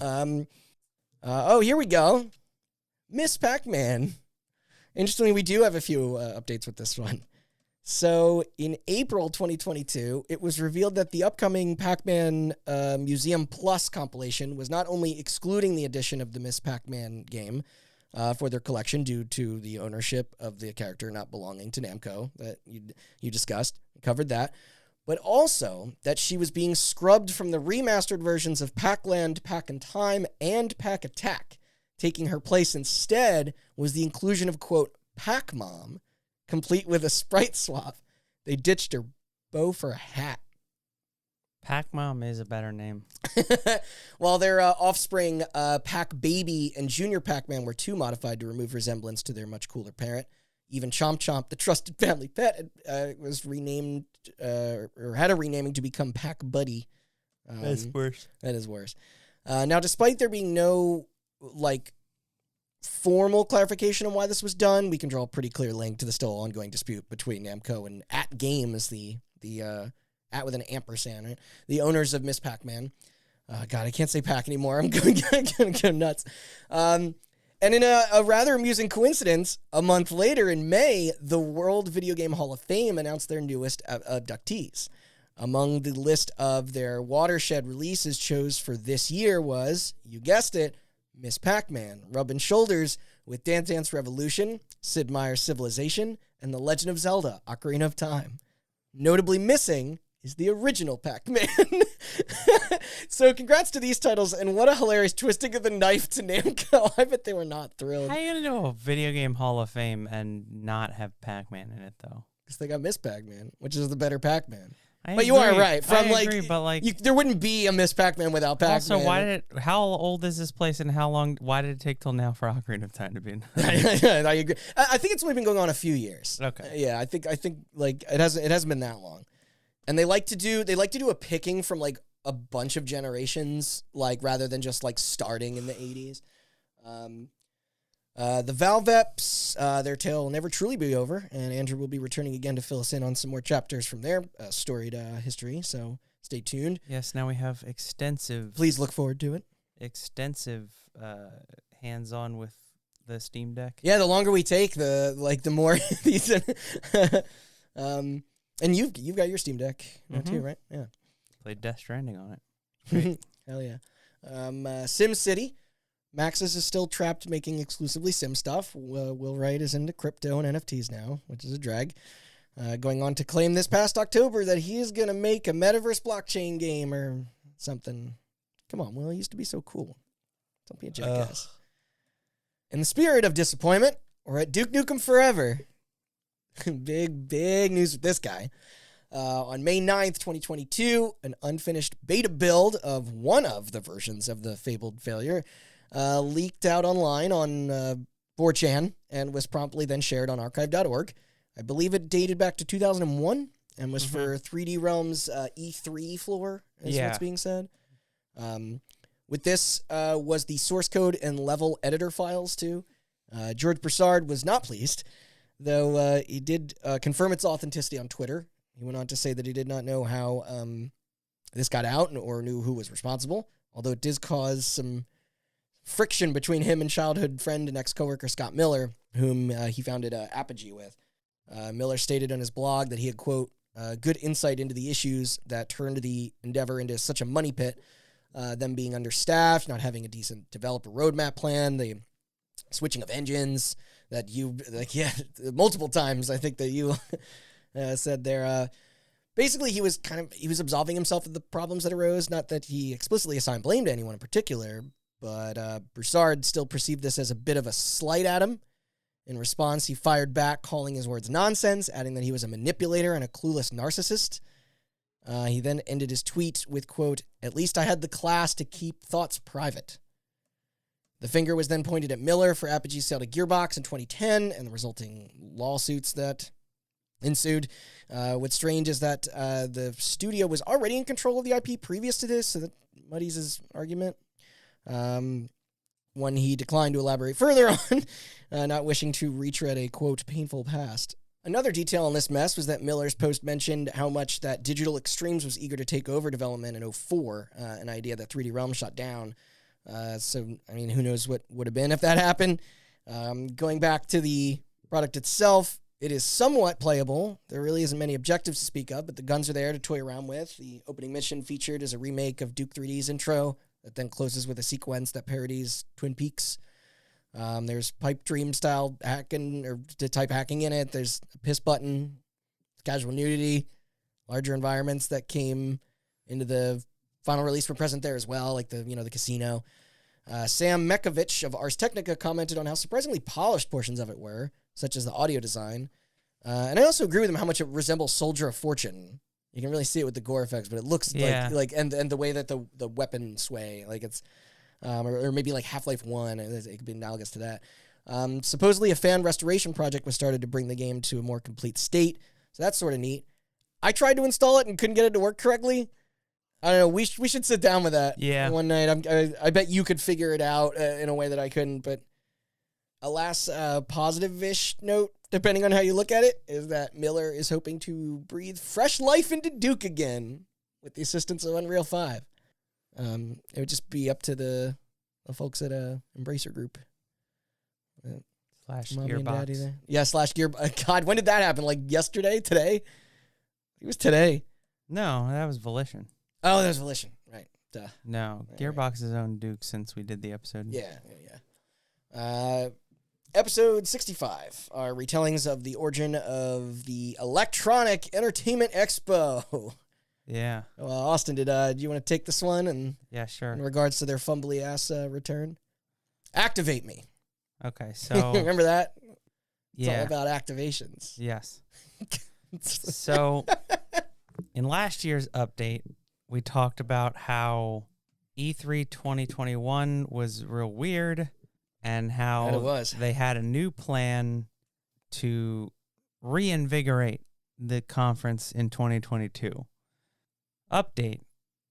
Since we didn't cover it this year, I regret to inform you that due to a surge in COVID-19 in March of this year, E3 2022 was canceled. Yes. In its place were various streams, including Jeff's Summer Games Fest, as well as a Stoney State of Play, the Xbox Bethesda Showcase, a Nintendo Direct Partner Showcase, Devolver, Guerrilla Collective, Wholesome Direct, PC Gaming Show, Capcom Showcase, and then some weird streams like month or two later. Ubisoft did theirs in like September. THQ Nordic did August, and then Ubisoft Forward was in September. Yeah. And then there was also Gamescom and TGS.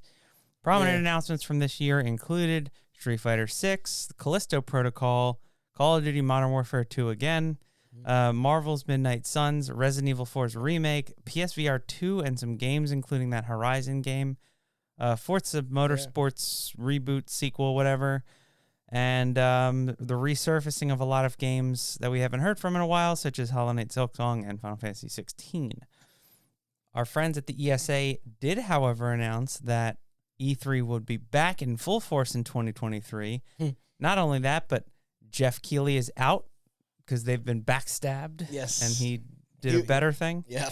And management going of E3 would be taken over by ReedPop, the company famous for putting on all the PAXs as well as New York Comic Con, among many other things. That sounded familiar. Yeah. Okay.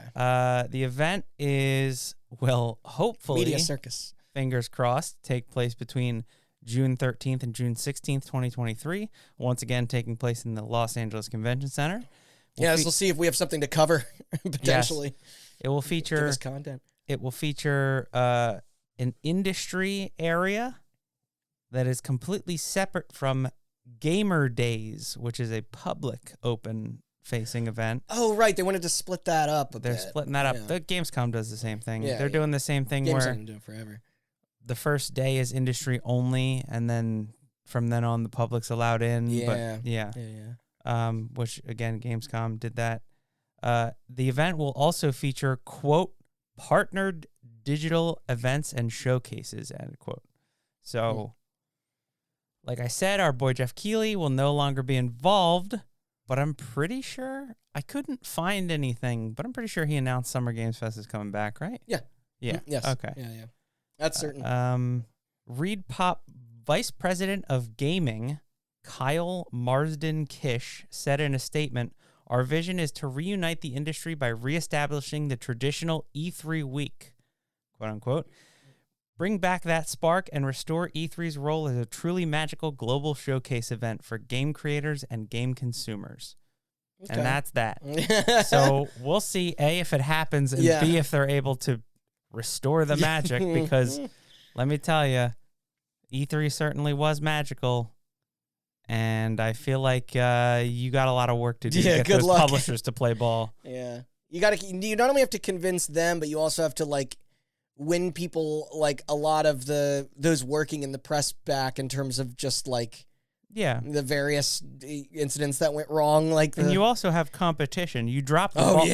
You drop the ball so much that all the other publishers people picked up there. Yeah. Well, the publishers went off and did their own thing. Yeah, but then you also have go to E3. PC Gamer did their thing, and the Guerrilla Collective people did their thing, and then you got Jeff Keighley to compete with now. It's tougher now than ever. And we'll see how this fares. Yep. Yeah, but thank you for that update. Microtransactions number 3 is up. The only blurb I've got with this, sort of huge news, tangent, to game, but CNN reported on May 10th of this year that FIFA, the most ethical governing body of major sports to ever exist, is ceasing its partnership with Electronic Arts, meaning that all future installments of the top-selling tie-in gaming franchise worldwide would soon look very different with its branding, starting basically now, 2024. Yeah. Oh, 24. There's still one more year left? No, this year, 2023 is the last FIFA. Right, yes. Sorry. So starting in 2024, it'll be branded differently. Okay. And this is after a 3-decade sponsorship that this football, soccer series is to be known as EA Sports FC. Yep. And done by the same developers. The publisher also went on to say that they are still retaining the majority of team and athlete likenesses. This in conjunction with a separate deal with soccer leagues across Europe, and it's associated with the UEFA. While the official FIFA products themselves will seek out a different studio and distributor to handle the workload, something they have no clue how to do, and for such a budget. But they're going to build it on the blockchain. It'll be fine. They implore fans that a worthy return will launch in 2024, like you said. Parallel to this, EA's stock took a hefty hit. This is their biggest annual release after all. There's a handful of petty shade thrown back and forth from the president of FIFA and the head of EA Sports about whose title will be better, though I won't recite them since, who cares. It is funny, but our episode was geared more towards those actual scandals than the IP itself. I don't know what this will mean for SuperCard, but I don't know who you're placing your bet on. EA has the experience with this. EA. Yeah. Yep. Anytime a video game entity is going head-to-head with a non-video game entity, you bet on the video game entity, because nobody outside of video games understands how fucking hard it is to make a video game. Yes. And much less a profitable one. And for whatever crazy fucking if they've also still got Madden, NHL, and F1 and PGA Golf. None of them rake in the FIFA dollars, of course, but but dividing that revenue up between two games is major if a split in the fandom occurs. Yeah. Like for people that aren't as maybe aware. My guess is that FIFA will not end up releasing anything, and then people will buy EAs and they will continue to call it FIFA. I'd say that's a pretty good bet. Your branding doesn't really matter at this point. I need this year's soccer game. It's like it's a nice gesture for Blizzard to rename McCree to Cassidy, but yeah, it's too little, too late. I've been playing that game with that character name like for 6 years, and you're not gonna say, "Hey, you want to play EA FC Club?" EA You're gonna be like, Sports "Hey, FC. you want to play FIFA?" Yeah, you're right. That is a bit of a mouthful. Their new title too. It'd be the same thing if EA discontinued the Madden branding because of his unfortunate passing. People would still call it Madden. Yeah, even if it was absolutely. just called EA Sports NFL. Yeah, maybe what if they just change all of their games to be that just some uniformity between them all. Gosh, also 20 billion in sales and 150 million users in the entirety of this its run and FIFA's run until now. Jeez, big game. And they broke records this year with despite it being a shithole of a game apparently. 10 million online. I mean, maybe that's because it's the last entry with them. I don't know. No, it's just Europeans are crazy. Yeah. Jumping ahead, the StarCraft match fixing 2-parter is that's episode 69. Nice.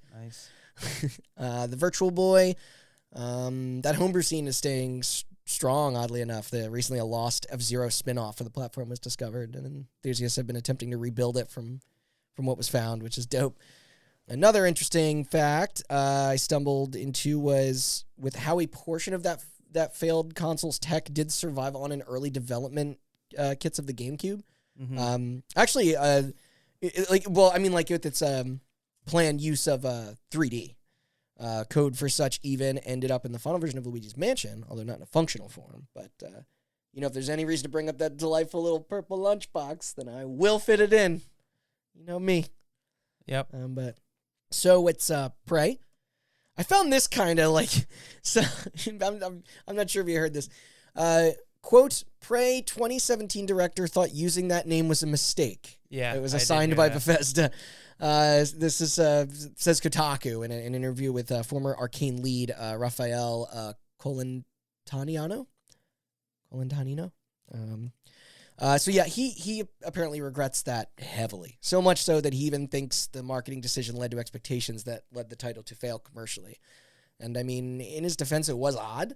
The original Prey didn't exactly ignite the world on fire, but it did have its dedicated fans like me who were hungry for an experience that this had no intention whatsoever of delivering.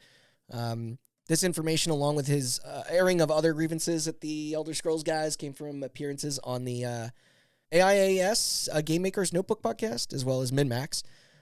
Quote, I did not want to call this game Prey, and I had to say what I wanted to anyway in front of journalists. I hate to lie. It felt bad to support a message I did not want. End quote. That sounds like forcing to me. He also continues on claiming it wasn't just on him, the team, the rest of the team felt this way too. Now, he was grateful that Bethesda did trust him enough to create what he was dreaming to create. However, the labeling of a thing that has nothing in connection to an outside piece of media that already existed and sit right with him throughout the whole process. The backfiring of both defenders of the OG Prey combined with detractors of the OG Prey meant nobody was happy.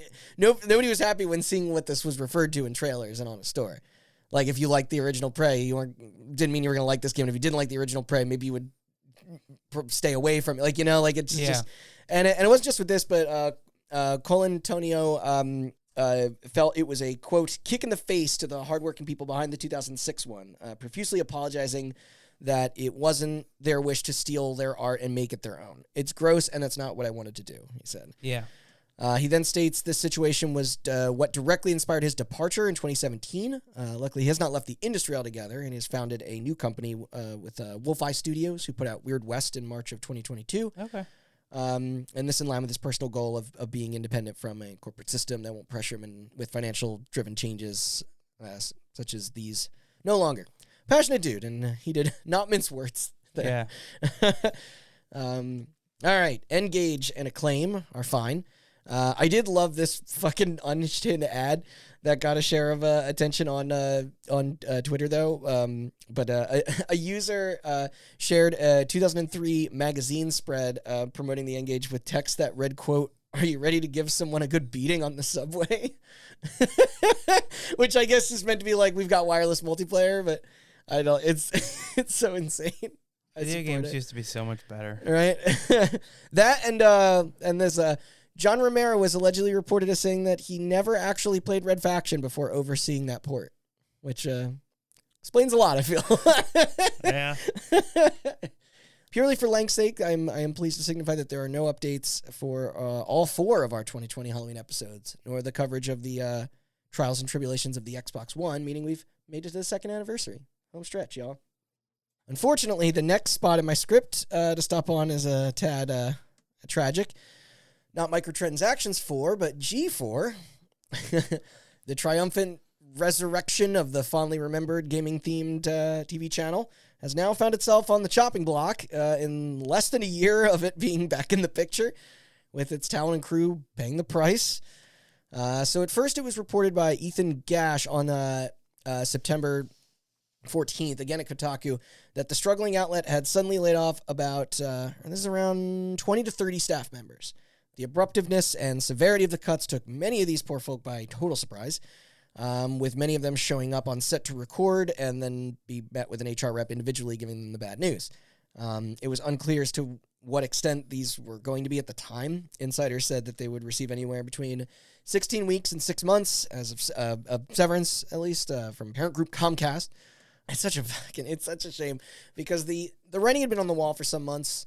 The highly produced content they were making with the staff involved, just like they couldn't pull in the profit to maintain the quality they strived for, especially with the space being so crowded by competing entertainers who spend far less to accumulate their followings on like Twitch and YouTube. Yeah, there were some smart business decisions. They did get a couple streamers to. Yeah, they were outreaching, like, and I think it was that, like, the numbers, I don't know if they're out there, but supposedly everybody was getting paid very well. Yeah. Which is awesome. They should be, but yeah. Managers and executives at G4, foreseeing the imbalance, held meetings in an effort to find cost trimming methods. Even then, President Russell Aarons, who took over after CEO Brian Roberts bounced to become owner of the Philadelphia Fusion Overwatch team, spoke on the matter of how unrealistic their future projections were looking.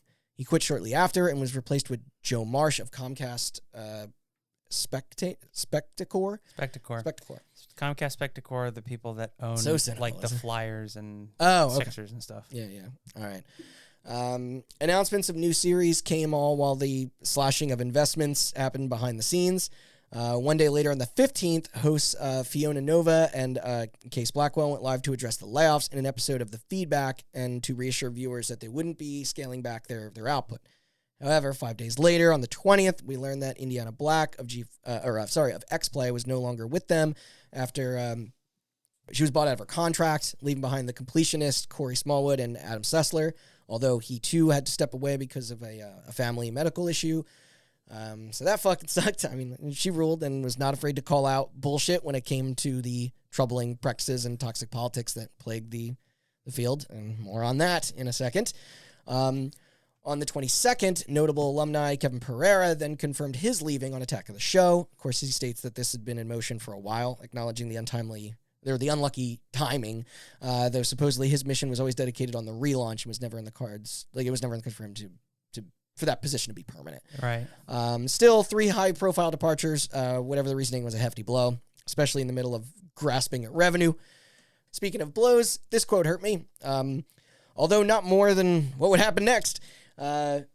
Three sources familiar with the business tell Kotaku they expect a bigger focus on lower-budget, personality-led Twitch streams instead of more highly produced talk shows and sketch comedy segments. But not in that. I mean, because that's what made them different. And we'll soon come to realize how little that shift would even matter. Because then, in a PT-like fashion, the fucking plug was pulled and G4 was essentially burnt to the ground. As of the 16th of October, 2022, it was announced via Twitter that the company was shuttering.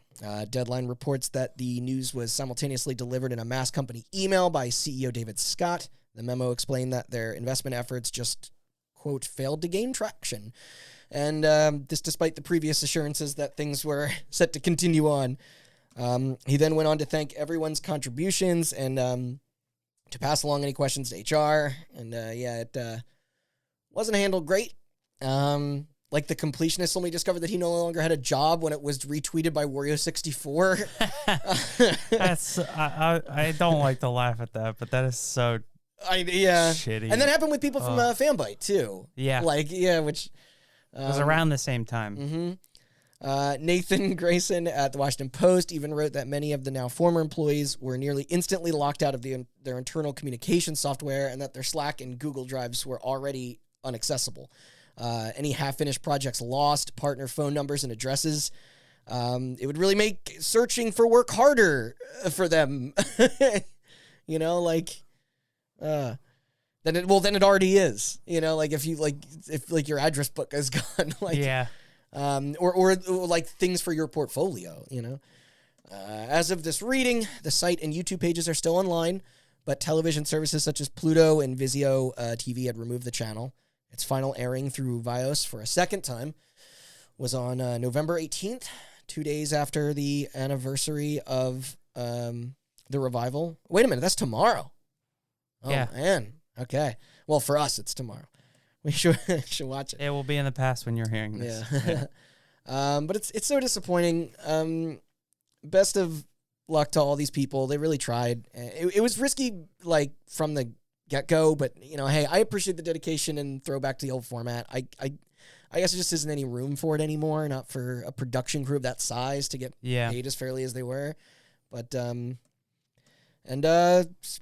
special shout out to Indiana Black or Frost as she faced the most head-on bullshit of anybody in this collapse. It didn't take long for disgruntled red pillars to blame her and call her wokeness for G4's demise. People need to shut the fuck up. Seriously. And to draw that connection is so insane. Like there's so many of these jerk-offs making videos about it on their dumbass YouTube channel, singling her as the sole cause. Like when that news broke, I was like, I want to see what people's opinions are on this, and that was the only one. And it was like, I don't know why it was so like recommended in my feed. It was just you like dumb. Video games, you hate women. How misinformed and insecure do you have to be to believe that? Like it's Comcast. Listen, it's the same reason that everything fails. It had to do with money. Like you're getting into a much larger discussion that we need to have off mic. All right, impossible pivot time, but here's a fun one with Night Trap. On July 27th, last summer, Limited Run Games, who sprouts up on the show quite a lot from time to time, posted that they we're not only porting the infamous cult classic to the PlayStation 5, but that there was also a special edition that is bundling in the entire original script of the screenplay. Yeah. Which is fucking great. I'm just so glad that was saved. I forget his name, but that dude, I love that he kept all this. Oh, and the title was featured on the second iteration of the Genesis Mini as well. Yep. Along with a grab bag of like several other Sega CD games like Sewer Shark and the Echo the Dolphin, like the expanded Echo the Dolphin. But pick up yours today. I know you have the first one. We messed around with that. Yeah. So it's 83 and 84. Can't ditch the Mitch. We certainly can't. But apparently is Dr. Ken. In the most current round of wackiness surrounding the ongoing legal battle of Billy Mitchell versus the world record group Twin Galaxies, a court document revealed that Billy Boy is now claiming his personal physician of 30 years dropped him as a patient because he believes he is a cheater. Dr. Stanley Scopit allegedly refused to see him upon reading the accusations against him by Twin. This is so bizarre. My single guess is that maybe he wanted to avoid just being a part of the PR controversy. Disaster. Yeah, but it's but now he is, so there goes your low profile regardless. I feel like that's a violation of the Hippocratic Oath. Yeah, that sounds like it. It seems like a shitty doc. I mean, anyway, the packet goes on to use this example on a list of many that piled on, like just on the emotional distress against Michael as a result of all the shit that we talked about. Your social media attacks, your news media coverage, which in tune give him apparently it gave him a hernia and an atrial fibrillation. I don't know. If true, we definitely need to find another medical professional to help. Atrial fibrillation's that's a heart problem. Oh, okay. Well, there was much more, and much we did already, discuss, but how he lost income from not being invited to industry events due to the bad press, something like he still have to like technically prove legally with proper evidence, but I get what he's saying there. I'm sure we'll revisit this down the road. As of this moment, neither party has publicly commented further.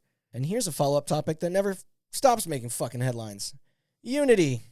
First, there were hundreds of firings, equating to 4% of its workplace back in June of this summer for a business that loves to lavishly spend on acquisitions. They certainly couldn't take care of their own employees. Let's see. As expected, in this unjust society, no advance notice was given. Those who lost their jobs had it dropped on them in a video conference call. Don't worry, though. They generously gave them 30 days of health insurance. The affected staffers were then encouraged to apply for other open slots within the firm, except a hiring freeze was enacted for all departments. Sources who request anonymity for fear of reprisal and blacklisting are saying the internal management is, quote, a shit show, and that the strategy there is rapid and unpredictable. Less than a month later, the company then announced a $4.4 billion merger with well-known malware provider IronSource. Yep. So that's awesome. Mm-hmm. I bet it'll go swimmingly for developers. Grant them with a couple extra toolbars. God. IronSource is most associated with its intrusive Iron Core ad software that displays unwanted shit on your computer in the form of a sneaky browser extension, one that downloads itself through fake sites on Chrome to infiltrate users' devices unsuspectingly. They'll bombard you with everything from pop-ups to banners, and then there's Install Core. That's also them. A Trojan Horse package program. It sounded like the worst. I mean, we've each seen similar crap before, probably on like a dad's PC. So their stock then took a nosedive, rightfully, 17%, and has been on a sharp decline ever since. Their annual losses alone valuing to 76% less than the previous year. Shares started in 2022, like for reference, at $138 a share, and at the time of this writing, it's just shy of $33. So that's yes, but also that's just the market. That's how the market is. Yeah, right I know now. that's right. But response was overwhelmingly negative all around, with several of their customer base shifting to work in other engines. It was a mind-numbingly stupid idea. I don't know why this but they saw a demo for Unreal 5 and went, "Fuck, we can't do that." Let's pivot. Yeah. Not wanting to lose the momentum of the fuckery they were on, CEO John you're Italian, Radicchiello? What? I think that Riccitiello. Yeah, isn't that the guy from John Riccitiello? Isn't that the guy from EA? Oh, well, that'll make more sense now when I say in an interview with PocketGamer.biz, he called devs, quote, fucking idiots if they aren't thinking on the subject of monetization during their creative process. That didn't go over well. So, way to throw more fuel in the fire there, but he went into detail on the explanation why, but it didn't amount to much considering his apology for uttering the phrase, what was this, like 48 hours later on Twitter? Mm-hmm. His stance is unchanged. He was just sorry for choosing those words specifically. The rest of the thread was more respectful of artists and thoughtful regarding the philosophy of his opinions on the economics of digital consumption as entertainment. I'm not going to repeat it in its entirety since we have to move on beyond just talking about Unity here at nauseam. But previous CEO, Chief Operating Officer, and President of Electronic Arts. Yeah. There you go. From what years? The good ones. The good ones? Oh, okay. He joined in October 1997, served as Chief Operating Officer until 2004. He left in 2004, returned in 2007, and then left again in 2013. Not the Don Matrick years. So, So yeah, you're welcome to read or to scroll through that full statement on IGN if you feel so inclined. Besides, we've reached our third death of the evening. Richard Demo Dick Marchenko. a SEAL Team 6 founder, as well as writer of Rogue Warrior, left our mortal plane last December on Christmas Eve. The 81 years young, decorated military vet was found dead at his home with a possible heart attack being the likeliest theory. His son delivered a touching eulogy to the papers, naming his dad a hero and a legend. Despite his retiring from service in 1989, he remained in the limelight throughout several decades as an author, motivational speaker, and consultant. That said, his video game is still ass, and his views are still questionable. But may you protect us from the commie menace in heaven. He's not in heaven, dude. But he's fighting them red demons. Yeah, he's like Doom guy. Yeah. All right. This is a lighter one. Our episode on THQ. I failed to bring a hugely regarded title up in conjunction to their closure. Everyone's fave. A true staple of Nintendo's epic library. You get what I'm hinting at, Austin? You own this at one point. Oh, no. What is it? The Devil's Third. Oh, yeah. Or I don't think it's a D. I think it's just Devil's Third. See, when that their publisher kerploded, this little shit-stained gem needed a new home. Thankfully to gamers everywhere, the Big N swooped in and saved one of the biggest pieces of garbage to ever grace their fucking catalog. So we could literally like do a whole topic on that turd, but its development was legendarily messy. The short version is that it did eventually see life as a repurposed Wii U exclusive in 2015. Needless to say, it bombed in just about all facets. The crew behind it at Valhalla Game Studios isn't even around today, as they dissolved in late December of 2021, while director Tomonobu Itagaki, of Dead or Alive and Ninja Gaiden fame, went to form Apex Games.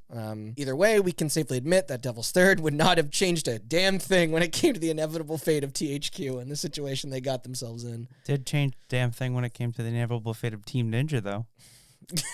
Because he fucking left, and then they went on to make Nioh, and then now they're doing that Rise of the Ronin game and also that Wukong game. Wow. And apparently both of them look incredible. Yeah. I mean, both of them Rise look of the incredible. Ronin did look awesome. And people love Nioh, right. So... Well, what has Apex Games done? I mean, Apex Legends. That was them, right? Yeah. Apex Games. I like the super hot team. It's just give me Apex Legends. Yeah, I mean that's a bad name for your studio. Like, well, apparently the contest within the world of Apex Legends is called the Apex Games. Oh, so well, yeah. Now nobody's finding you. That's yeah. Good SEO on that one, Itagaki.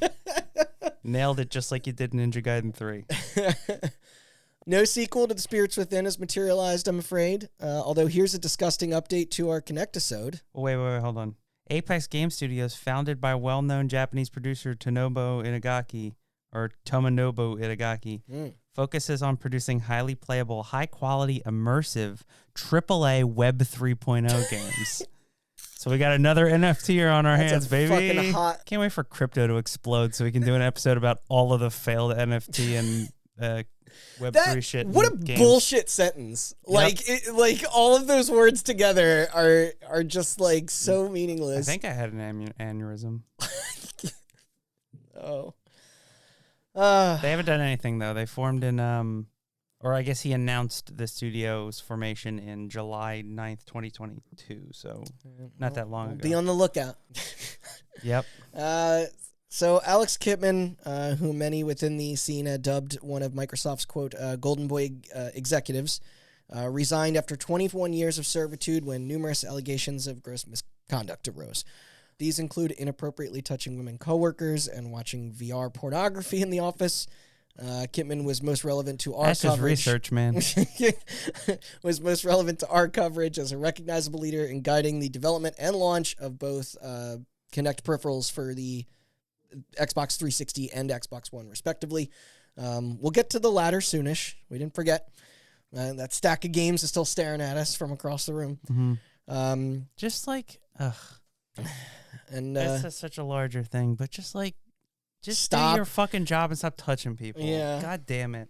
Apparently that's too tall of an order.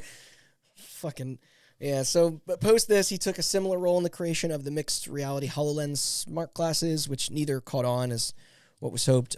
Within the walls, he was described as a technical wizard, just not a good person. I'll spare reciting the uncomfortable parts, but let it be said that upwards of 25 employees spoke out on his shitty behavior, compiling a lengthy notice to send to Microsoft CEO Satya Nadella. Initially, these filings were ignored until he was officially forced out on June 8th, 2022. No mention of the incidents made it into the press post, only stating that organization was the culprit. I am not pleased with that, though. At least he has gone from there after 2 months, a 2-month transitional period anyway. And yeah, we can presume what the actual cause was. So with that, I am just going to carefully segue into this sillier bit here with the 2021 Hop Button Halloween. Major props to Matt for his I Have No Mouth series. I loved those. No update to it, but recently I did find a rather hysterical encounter that went down back in 2005 between the great curmudgeon that was Harlan Ellison and Mike Krahulik, or Gabe of Penny Arcade. Yeah. See, each of them were guests of honor at a Seattle convention called Foolscap. After the event, Gabe shared his account of a moment on stage where Ellison was reportedly rude to him and his partner Jerry Holkins, or Tycho in the comic. This then caused a handful, or like a gaggle, I'm going to say, of Penny Arcade fans to swarm Harlan's online bulletin boards at his homepage, insulting the celebrated author. The man then dunked back with a post on this on the same website with a response that reads, quote, "Gabe is a super annuated teenage golem with a slack jaw, a slow manner, a typical pointless surliness at a world unwilling or unable to accept him as superlative, or on some a twerp easy to dismiss." God, even these disses are so poetic. I know. like, I just had to include this. It nearly killed me with laughter when I saw it. Like, what an elevated and perfect retort from a brilliant asshole who doesn't take shit. Like, it's so literary. You can tell he took pleasure in it. Love that, man. Yeah. A twerp easy to dismiss is so good. Teenage golem with a slack jaw. Oh, man. Okay, so the PA followers then in turn tried to hack and vandalize the forums, leading to the Harlanites sharing messages about how they have no interest in understanding even who those people are. So was that, first exchange at the con a miscommunication? Possibly, but hey, it gave us this spat, and I am here for it. Both parties have a heavy reputation for picking fights, and it doesn't take much to get a fan base involved in anything these days, so... There you go. Also, if you want some Harlan Ellison inspired content, play Scorn. Yes. It's yeah. Very Ellison. Yeah, I've heard that. Inspired, very heavily inspired by Ellison. Harlan and Geiger. Yeah. With that, we're now inching towards the finish line. Stubbs is still eating brains in our hearts. No resurrection of those nymphs. I could prattle off some of their other report cards. Remember those? Prior to them crumbling, I found a few. Why give them any bonus airtime, right? They don't deserve it. It would just be to make fun. But I went through a couple of them. So the funniest thing I didn't mention on the episode, and this is completely off the cuff, was that they, how they had their games to avoid list. I didn't realize after that year they started doing the opposite of that. They're like, here's the games we recommend, but it's like. It's like exactly what you'd think it would be, where it's like Just Dance, and you're like, that's great for if you are looking for a dancing game, but there was nothing on there for it was just these are Christian people, right? Oh yeah, yeah. I feel like Just Dance has some blasphemous lyrics in it. Actually, that's true. Yeah, though they're not as edgy though as Dance Central. No, they got sexier moves in those games. It's true, but I'm just saying one's rated teen, one's. But you're right. Though. If you went through all those lyrics, I could just look up Just Dance songs. I'm sure the first one that comes up will have something Christians hate in it. 100%. Camdrome has yet to make a resurgence. Maybe we're in between appearances there. Then it's microtransactions 5. I do have a minor takeaway from Sean's contribution with secrets in those Souls titles I hear so much about. So in July of 2022, YouTuber Oddheader made another cool video in his line of removed Easter eggs in games where modders had data mined that there was a collectible pair of undergarments, basically panties, hidden in Elden Ring. Did you hear that? Yeah. Yeah. That was like, I was dying. So it's something nobody has yet to uncover a use for. Developer FromSoft has kept quiet on the secret, but it has since been patched out in like a later update. So either gamers were never meant to find out, or it's the locked door 2.0. I don't know. It's probably the former, but hey, it's why not hypothesize though, right? Okay, listeners, we've made it to the top. Episode 95. The only stuff after this was our Game of the Year gauntlet. A hell of an experience that I stated in the opening will not be returning this holiday season. It's going to be difficult to close this out. In some form it will, just not in that form. Yeah. But I want to, I'm just going to thank you all once more on being so patient. We shall be back and better than ever soon. Yeah, you'll see. If you're listening to we this, got to make up for the shit fuck that is 2022. If you're listening to this, thank you for sticking with us. And we'll be back in 2023 with some pretty dope stories. Yes. I'm so excited for several of them. And that was 4 years. Hot Button. Yep. Here's to 4 more. Yeah. I'm Randall Beatrice. I'm Austin Blakesley. That is Austin Blakesley. How do I do this? Good night and good luck. Wait, no, I had a thing that I have supposed to say did. at the end. It was like the direction to the website and the socials. Oh, yeah. And if you want to hear more. And this wouldn't be your first episode. No, it wouldn't. That would be wild. If you want to hear more or you want to revisit your any of the spiel, episodes, you gotta rehearse, you can visit us at hotbuttoncast.com. That has all our episodes. We're also on all the podcast feeds, Spotify, iTunes, rate and review, whatever the fuck I'm supposed to say. YouTube. You can also follow our socials. So you still got it. Twitter, Instagram, and Facebook for now at Hot Button Cast. All three of those companies plummeting down the shitter right now. So it's about time. Say join us on Truth Social and Mastodon. The band? No, the website named after the band. Can we close this out with Blood and Thunder? But we'll see you guys in December, and then again next year for your regularly scheduled programming. Yep.